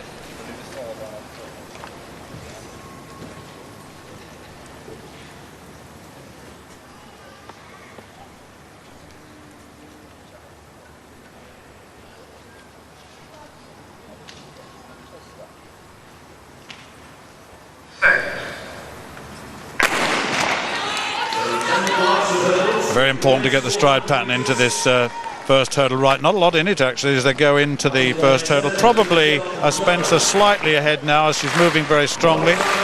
Wilson of Jamaica going very well right on the outside. Tosta of the United States going very strongly. But coming towards 200 meters now, and Spencer of Jamaica running very solidly indeed. Just outside her is Hejnova of the Czech Republic. Second from the outside, Ailey Child, looking quite good too. And actually it's not Ailey Child, she's faded a little bit off the Barnell Bend here. In lane 4 then, it's Spencer. She is the favourite on performance in the past, and let's see what she does off this last hurdle. Does it very, very nicely indeed. Hejnova is under pressure from Modosanu. Hejnova gets there, Modosanu in third place. Spencer wins it quite comfortably in the end, 54.12. And we'll bring you up to date with the times of the rest. In fact, it was a good competitive race in the end, but Kelly Spencer of Jamaica, certainly the favourite. She's a 50.55 400-metre flat athlete with a 2-second differential for women's 400-metre hurdles. So she ran pretty well here as they came into the straight.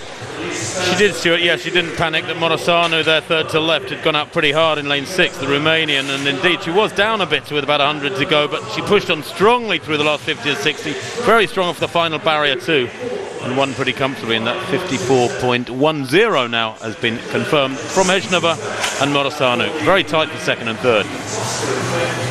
Yeah, I was hoping that Shakes Drayton, the Briton, might well do a little better. The high jump at 2 meters and 26 now. And that's Osu Toru of Finland, the Finnish record holder, the indoor record holder, and jumped 2 meters and 32 this season. That's indoors. Good jump, very good jump indeed.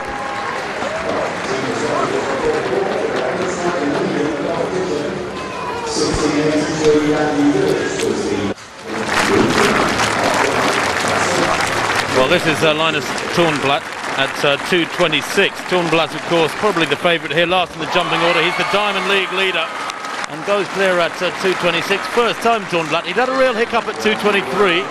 Only cleared the previous height at the third attempt. But the Swede, world indoor bronze medalist 4 years ago, who does have a personal best at 2:34, although that too was from 2006, making light work of 2:26 there.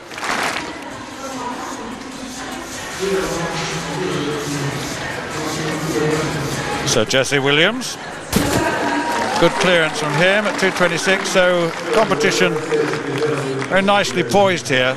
In fact, there are 5 men clear at 2:26.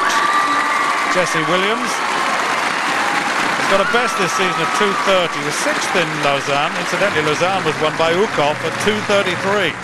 It was a very good high jump competition a couple of days ago, with Thornblad in 5th place. Well, there's the result of the 400 meter hurdles. 54.10 for Khalid Spencer of Jamaica. Hejnova just getting it from Modosanu at 54.83 to 54.87. That was the season's best for Modosanu.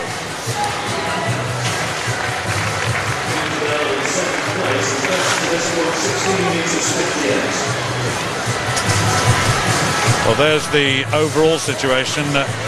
Demas not to here, of course, 12 points the leader, very close to the world record recently. Spencer, Anchuk, Spencer in second, Anchuk in third on the points.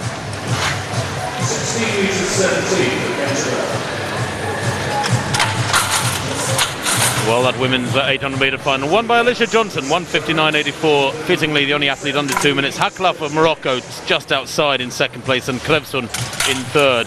Meadows in sixth, coming back from injury. She'll be disappointed, of course, with that run compared with her early season form, but she'll get there, I think, before Barcelona in 17 days.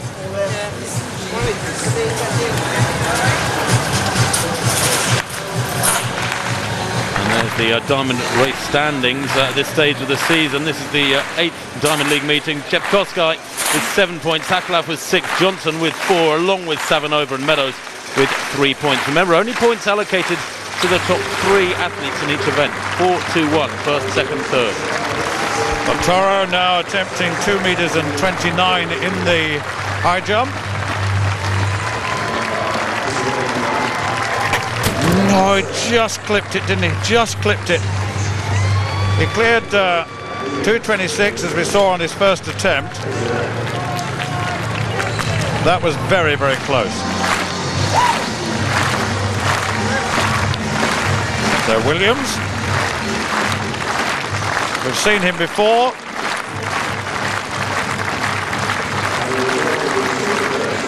Oh, that was so close too. He just clipped it with his heels again. That was so very close. Williams is so close to his season's best, which is 2:30. 5th in the World Indoor Championships, incidentally.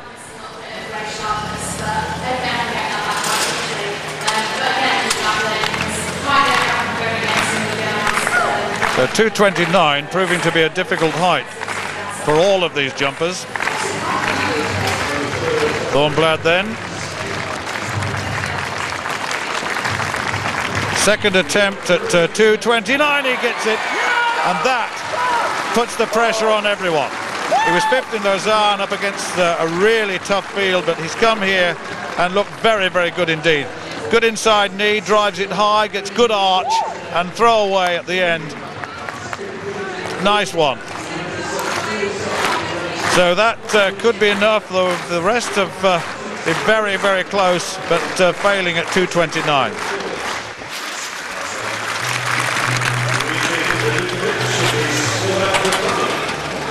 Well, the next race on the track is the women's 100-metre hurdles. The hurdles are out already. A very competitive race, the hurdles for women of late. We're pretty well getting the Olympic and World Championship final every week now, which is quite something.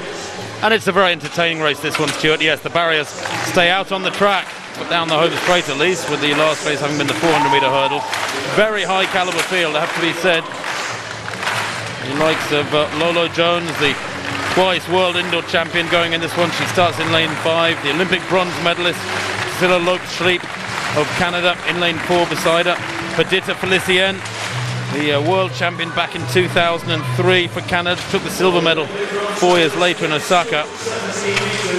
There is the lineup for this women's 100-metre hurdles, the next event on the track. Ophelia in 1, Carruthers in 2, Ennis in 3, Delorine Ennis that is, Loeb-Schleep of Canada in 4, then Lolo Jones, the world indoor champion, in 5, Felicien, another Canadian, in 6, Hazel in 7, Ginny Crawford in lane 8.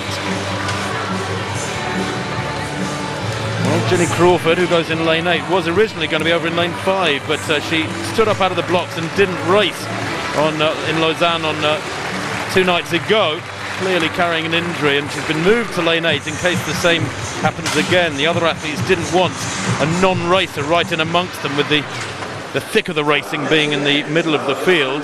There is a slight delay. We are running a little bit late. Indeed, this race was due off some almost 10 minutes ago, and they're still putting the barriers out on the track. So quite considerable delays here in Gateshead today, which is inevitable with so many lane races. You do get a few false starts, but these athletes, all experienced, the likes of Lolo Jones and Loeb-Schleep, they have to contend with this at Olympic and World Championship level. Very, very nervous. All athletes get nervous. Don't believe anyone who looks cool and calm and collected. They are very, very nervous inside, and if they're not, then they won't race to their optimum. It's all about channeling that nervous energy, and that's what is tiring. That's why athletes get tired towards the end of the season, mentally as much as physically, is because of the meeting that challenge of the nerves and controlling it and working it in a positive way for yourself to produce a good performance. Stuart, you know a lot about this, being a former high hurdler yourself, certainly in this discipline, which is so technically demanding, and when it goes wrong can be so dramatically wrong. It really is a big challenge. Yes, it is, but I have to say that I've been one that's been wanting the hurdles raised by 3 inches for the women for some years now. Under 17 men hurdle 3 inches higher than this, a 3-foot hurdle, and I think that's important to test real hurdling ability over the hurdles. So many basic sprinters find themselves able to compete in the hurdles, and they ought to be a little bit more than that. But that's just an opinion. I would like to see it, and it may happen in the future, but not just yet. Well, they're stripped off now for this 100-metre hurdles, and just about ready. And crowd clapping there in support of the jumps going on in the meantime. We're focusing on that track event, which is due off in just a couple of minutes' time. That's Kenta Bell, the United States, the triple jump.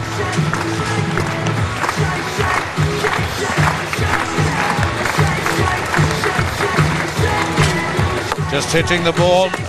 That's the final round, and looking for something big, and he doesn't look as though he's got it, does he? It looked to me as though he's over the board. Let's have a look at this. And see the red flag from where I'm sitting, actually. Oh no, that was perfectly good. And I think that's going to come up at 16 meters and 17 centimeters. Disappointing, really. Well, we can go back to the track where the big names are ready and waiting. Loeb-Schleep there in lane 4, Lolo Jones in lane 5. Those are the favourites for this one.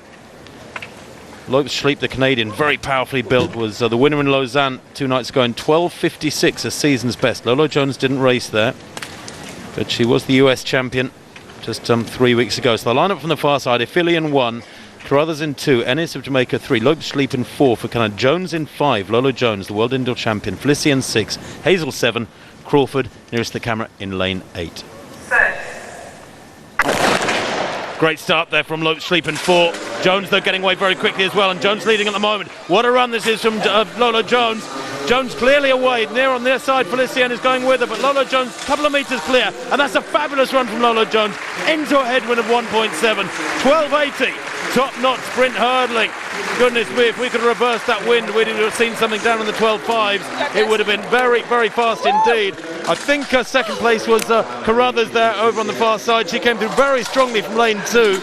But Lola Jones continues on her merry way. She's been showing great form and consistency this year when she had a little bit of a reputation for bailing out in big races where there was a lot of pressure. But she seems to have pretty much beaten that demon now, Stuart, and that was a very, very crisp race from start to finish. Lopez Schleep came off that hurdle very, very poorly indeed, and Lola Jones was away and Schleep had no chance of catching up. Watch lane 2. I think Danielle Carruthers came through very strongly to snatch second place over Adelarine Ellis as they got to the line. It's very, very close. Let's have a look. Yes, she did get second, and I think it was Felicien of Canada that got third. We'll check on that in a moment. But looking from the other side, it was in fact Felicien in third place, but it's nice to look from the other side actually. It's the trail leg coming off the hurdle is absolutely vital. It gets you down onto the track. Lola looking very smooth. Her shoulders staying on the same line. Look, there's nothing deviating at all. Her hips are moving and her shoulders stay the same. That's beautiful high hurdling. Have a look at this. Comes up much quicker. Sprinters stay down. Their heads stay down much longer. Lola comes up. She's got to negotiate the first hurdle. She comes into the hurdle, a fast lead leg, fast trail leg. It's the trail leg that brings the lead leg down too.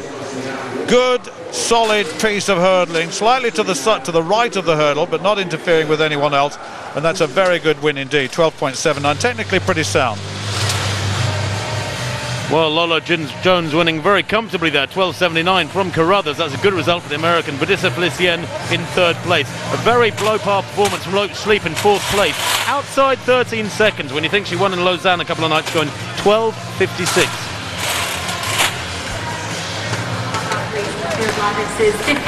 Well, Dmitry Valjukovic of the Slovak Republic, the final round of the triple jump. Just looking at his performances thus far, 16.81 in the first round. Hasn't gone better than that thus far. And that's all over the place. It's below 17. I think that's a no jump. It was indeed. He was rotating forwards. He got it totally wrong. Look at that. There it is. There's the evidence. So he wouldn't affect. He stays in fifth place. To go, Levan Sands.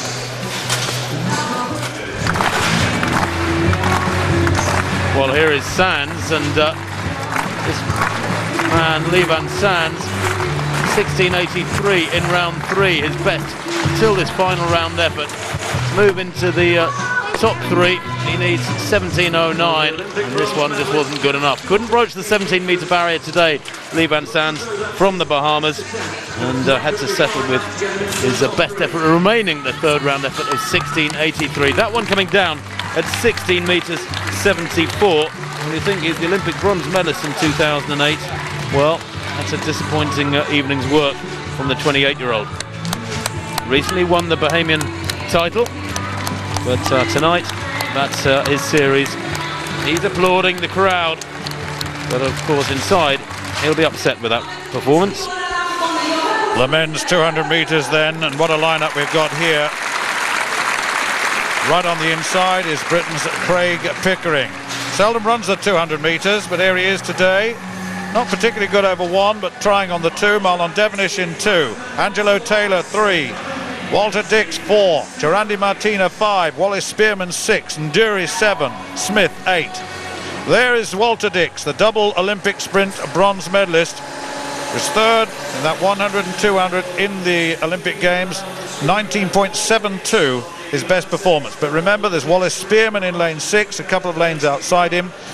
World silver medalist at 200 in 2005. And second in Rome, incidentally, just bring you up to date with Diamond League stuff. But Spearman will be good. He'll feature Angelo Taylor, the big man, twice Olympic gold medalist at 400-metre hurdles in lane 3. He's pretty tough across the range of events, really, from hurdles to 200 metres and 400 flat. But Walter Dix has been running very strongly indeed. Outside Dix, Martina has gone off very, very strongly indeed. And right second from the outside, and Dury going very strongly as they come into the straight now. And Dury running very, very well indeed. And Dix really having to motor down the middle. And Dury being overtaken. Spearman coming through, Dix coming through, and Spearman on the near side. And that's Dix just gets it, only just 20.26. And that's very, very close for second. Spearman was through there, and Dury faded a little bit at the moment. Spearman looked to come into second place there in that race, but Walter Dix, that was a tougher one. It just goes to show, I'm just looking at the wind, minus 0.9 meters per second, but what a bend Dury had. Terrific stuff. That faded a little bit in the straight. Let's have another look at this, Tim. Well, we know, Stuart, that 200 metres is not a flat-out sprint. You really do have to gauge your effort over the full distance, and he went out very hard, did Undure, second to left there. As you can see, he leads off the bend by a metre or two, actually, and Dix and the others inside, and the big names, Martina in 5 and Spearman in 6, left with some work to do, but it's Undure that does get hunted down. Dix maintains the work rate very hard down the home straight. Keeps pumping hard. He's not a particularly pretty sprinter, very hunched in the shoulders. He does get it though, marginally there from the men behind him. And I think we're still waiting for second and third to be sorted out. It's very tight, as you can see from that shot. For my money, Spearman got it by the tiniest of margins from Undure for second and third. But the 200 metres is very much a sprint event where you have to gauge your effort through each of these sections of the race. Anyone, one could say, can sprint the bend flat out and lead into the straight, but it's an awfully long straight if you overreach yourself.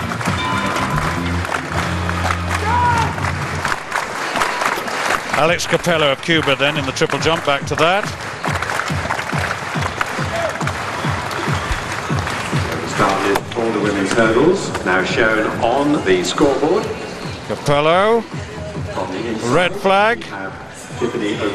Let's have a look at this. Yeah, it was. It just broke the plane of the upright into the plasticine, and that upright oh, he didn't actually. He didn't. No, hang on a minute. I thought I saw the red flag go up, but that wasn't. Very high on the first part of the jump. Struggled a little bit in the mid phase. Did Capello. He's got a best of 17 meters and 9. Now Ado. Phillips Ado.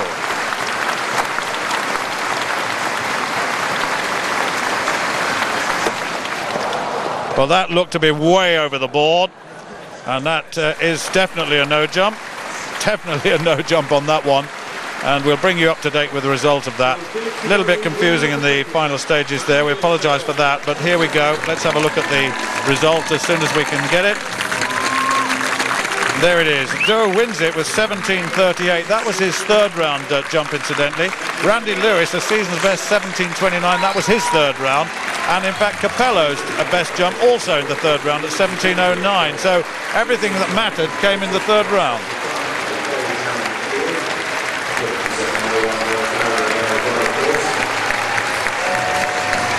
Well, you can see in the background there on the far side of the track the 5,000 metre runners walking down the back straight towards the start of their race. They were due underway 3 or 4 minutes ago, so schedules have obviously been shifted back a bit. It's all down to 1 or 2 races before the international programme with full starts, slowing things up a little bit. We can go back to the high jump though now, this men's high jump, which was won so impressively by Thornblatt with 2.29. That's a Toro of Finland, who had a third-time failure at 2.29. His best jump of the day, at first time clearance at 2.26. Jesse Williams, well, he too had cleared 2.26 first time, and 2.29 for him in 3 attempts. This his third and final attempt. It was close, but that's not good enough in the high jump. It's black and white as an event, and although he's cleared 2.30 this year, 2.29 today, beyond the American. The American champion finishing in second place with that one. Third place, excuse me, Jesse Williams.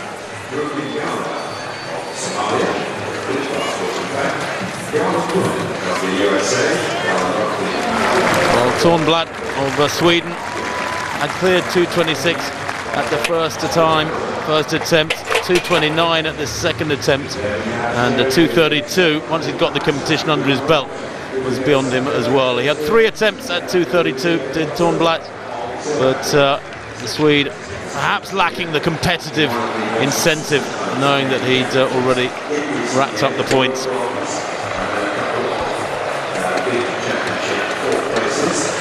Well, the final event on the track is the men's 5,000 metres. It's a big field, no less than 19 starters, and there is the first page of that field. Chris Thompson, what a season the Briton has had. A fabulous 27:29 for 10,000 metres at Stanford in May.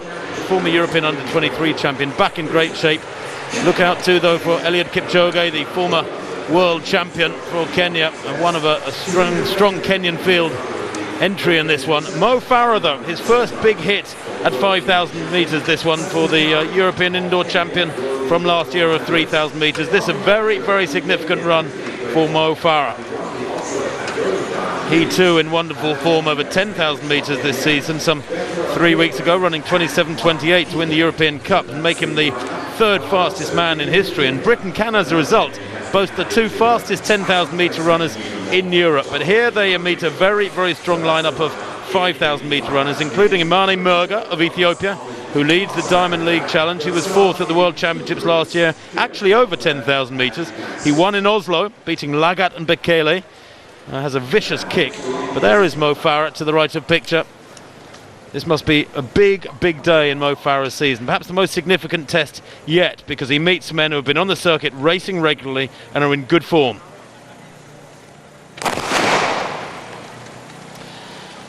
Well, away they go at a staggered start. They will break from lanes when they get into the straight.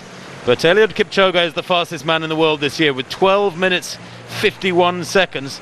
That came when winning at Doha back in May, quite a few weeks ago now. The opening Diamond League meeting of the season. The pacemaker, incidentally, well, there's a couple of them. The first one is Bethwell Bergen, who's due to go out at about 61.5 seconds per lap pace. And then Mike Keegan is the second pacemaker who will take over. The target is to get to 3,000 metres in 7:44, and to do that they've got to be running around 61.5, 62 seconds per lap. You can tell it's quick because already with what, a couple hundred metres done, they're strung out over about 30 metres.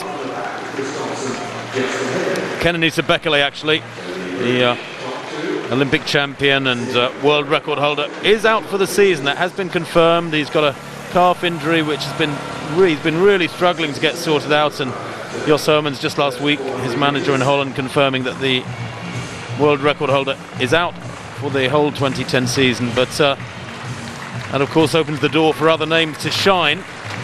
Gathimba, well, he was originally in the 1,500 metres today. The Gideon Gathimba, the 30-year-old Kenyan, has been dropped into this field to be the first pacemaker. Then it will be Bergen and then Keegan.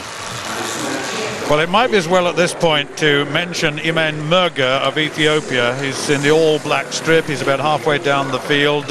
Again, Tim, I mean, he is the man who's been tactically very, very sound in these races over the season thus far. He's been there or thereabouts. He's quietly crept up to the lead, and he's had such a good pace down the home straight that he's prevailed on several occasions. Very, very impressive. He was 3rd in Eugene over 5,000. He won the Rome race. And that's where it was so tactically sound. He's been in the first 3 on all of the races thus far over 5,000 metres. And we'll see how he goes here. But certainly with Eliud Kipchoge in the field, as Tim has already said, he holds the fastest in the world this year at 12:51. We were surprised that it came so early in Doha, but it was a very, very fine race there. And really, when you got to Oslo, we had so many men inside 13 minutes. We had 10 men inside 13 minutes in Oslo. It was an astounding race, wasn't it? It was astonishing, yes. It's been a great season for strength in depth. There's Farah and Thompson, the top 2 Brits, just moving along well. The leaders went through 800 metres in 2:2. We should be able to get the first 1,000 metre split. 2:33 for 1,000 metres. Good pacemaking. Well, Thornblad attempting 2:32. And that was very, very close. I'm not going to translate that for you, but he was very, very close indeed. He's got the competition won, that's for sure, by virtue of the fact that he got that second time clearance at 2:29. There it is. He's had 2 failures at 2:32. He's got one more chance to go, and that was close. It is possible, that's for sure. Another look at this. Gets very, very good elevation, doesn't he? Well, they come down the straight now with just over 3 laps done. They see 9 laps to go. It looks like an awfully long way if you're stretched at this stage, and certainly several athletes towards the back of that field are moving quicker than they'd like to be. Galen Rupp is also in there for the USA. He's their 10,000 metre champion for the last 2 seasons. He's actually run 13:14 indoors as Rupp. He wears a green vest. That's a lot quicker than he's ever run outdoors. Well, Gatimba now moves aside with almost 4 laps done. He's done a very good job. Pacemaker's just beginning to stretch out a little bit, and I'd like to see the rest of the field go with this pace. Conditions are good here in Gateshead. There's a very slight breeze across the arena. They go for 4 laps there in about 4:08, and that's Bergen who has taken over pacemaking duties. The rest of them, well, they're not far down, it has to be said, maybe a couple of seconds. So they'll have gone through 4 laps in about 4:10, and that includes Mo Farah of Great Britain, who's at the back of that main pack, 4th from the back. Chris Thompson 2nd from the back in the green. Let's hope these 2 Brits really can give a good account of themselves here today, because they're up against athletes like Matthew Kisorio, who's run 12:57 this year. He was 3rd in the Kenyan 10,000 metre championships. There was a ridiculous 10,000 in Kenya last week at their championships, where at altitude, with that disadvantage of competing in very rarefied air, a whole load of Kenyans went way under 28 minutes. Kisorio was 3rd in 27:28. And at 5,000 metres, he frankly should find this sort of pace a bit of a breeze. There you can see Murger, middle of the picture, black and red shorts, black hair, and a black vest. He's quite solidly built, is Murger, much more solidly built and hunched-shouldered than most of the Kenyan athletes. That's what really makes him stand out. Kipchoge is there as well. He's in 4th place at the moment, the world number 1 this year, who lifted the world 5,000 metres title in Paris back in 2003 when he was just 19 years old. He's an enormous talent is Kipchoge. So 5:11.87 at 2,000 metres then, just for the statisticians amongst you. One or two now coming back into contention here. Farah towards the back of that group, certainly. Murger, as Tim has already said, is in the position, tucked in right on the inside, always in a good position. His tactical brain on him is very, very good indeed. And Kipchoge, as you said, already up there as well, the fastest man in the world this year. Well, Bergen, just glancing over his shoulder, will move aside now and let Keegan take over with 6 laps done. They come up towards the 6 laps point and look at the clock. They have slowed significantly, about 6:17 there for the athletes leading the pack. That means they're lapping at about 63s. They're dropping down towards 13:15 tempo. That's a shame, because it was set up very well, and even 5:11 at 2,000 is not too bad. It's virtually 62s, but they come into the straight now, and you can tell it's slowed because so many athletes are in touch with this field. Kisorio is in 2nd place, Chepcock in 3rd, Kipchoge in 4th, Murger on the inside. Galen Rupp's going well. He's the first non-African in about 8th place at the moment. Mo Farah is just behind him, and Chris Thompson towards the back of the field. I would hope just biding his time there. New territory this for Chris Thompson. He's in with a chance of recording a huge new personal best today. Well, just look at Linus Thornblad, his final attempt, as you can see, at 2 metres and 32. He's won the competition at 2:29. Now then, he was so close on the last attempt. Toro and Williams in 2nd and 3rd. That's how it's finished. That's the official result. Now, can he just take it a little bit further? No, that wasn't as good as his second attempt. That wasn't as good as his second attempt. But he's won the competition. His personal best is 2:34, but that was back in 2006. He looked as though he's coming back to that sort of form with the season's best of 2:30. But 2:29, good enough to win on this day.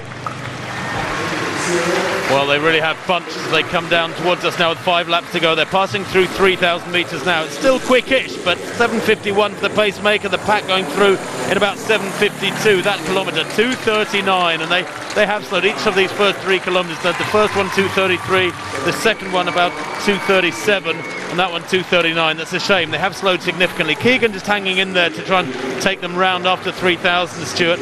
But actually, apart from the fact that, you know, one could get too caught up in the desire for these Africans to run very, very fast and break 13 minutes and do something special. For a lot of men in that pack, the Mo Farahs and Chris Thompsons of this field, this pace is just about ideal. 7:52, 7:53 at 3,000, spot on.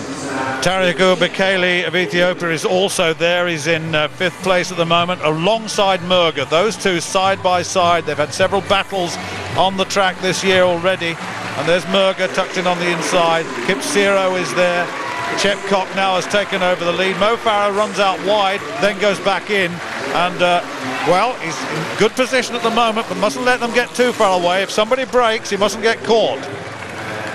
Well, that lap 64 seconds, that's outside 13:20 pace, and yet Chris Thompson still having trouble staying with his group. He should have closed up a fair deal there.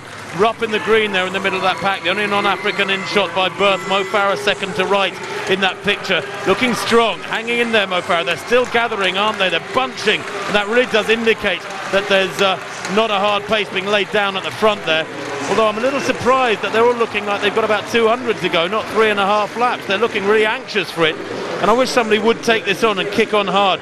Bekele, the younger brother of the world record holder, that's Tariku Bekele in the orange vest in about 3rd place, has looked very comfortable throughout. He's a big kicker, former world junior champion. He was 2nd in Eugene last week in under 13 minutes, and he's had a good consistent season with 2nd places in Oslo and a 4th place in Rome.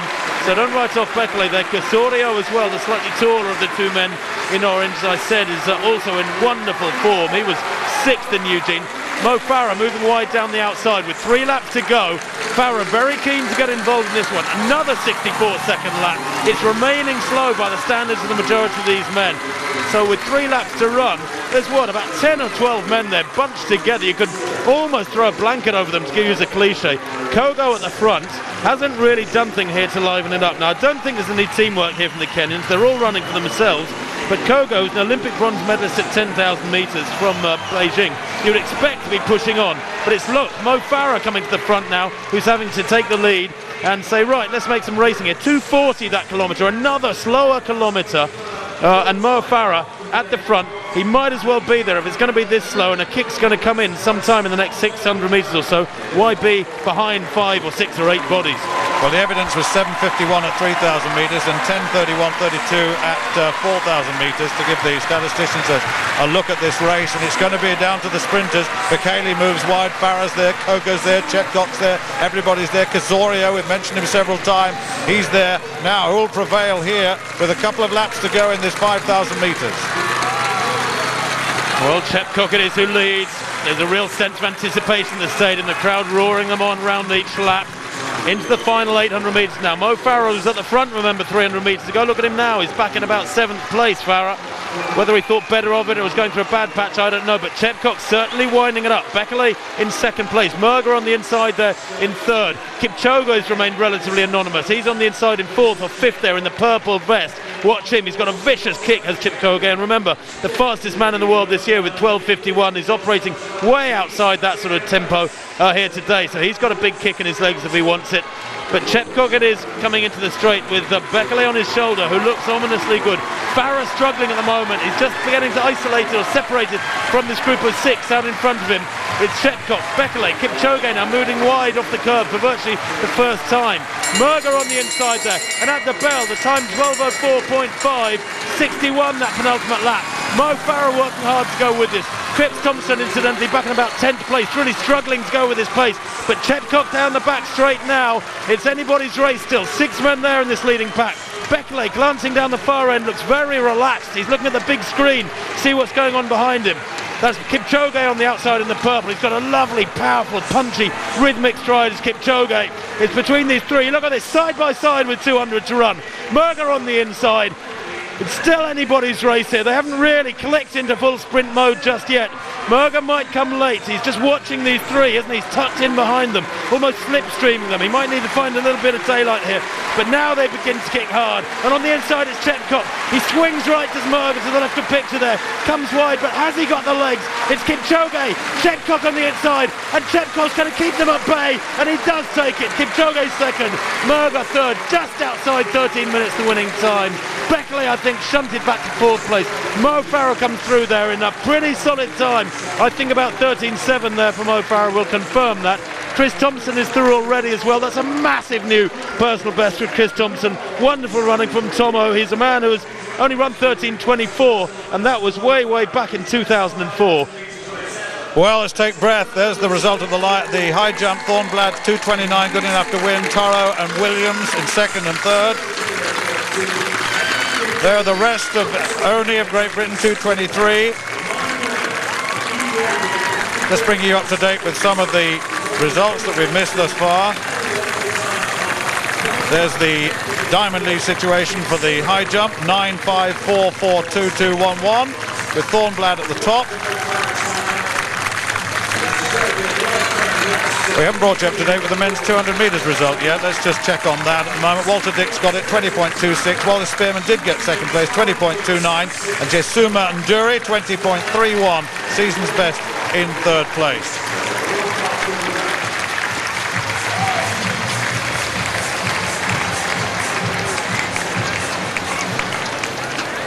Well, there's the diamond race standing. 16 points to Walter Dix. Is dominant, isn't he? Usain Bolt has only had one race. He won that.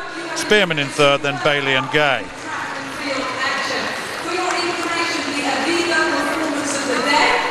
Well, we've had some marvellous performances on this evening. Peter Malachowski of Poland started well with the discus, 69.83, a UK all-comers record.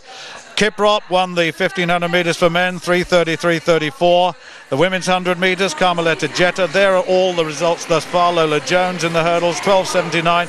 Walter Dix, 20:26. But remember that men's 100. Tyson Gay beating Asafa Pal, 9.94 to 9.96. Well, there you've got it. The diamond race total overall. Kiprop with 14, Dix 16, one of the top scorers overall. In fact, he is the top scorer thus far in the 200 metres. And of course, this meeting from Gateshead goes forward to France on the next meeting. And let's just check on that. Let's have a look at the details of Paris, the next meeting of the Diamond League. There it is, Paris, July the 16th.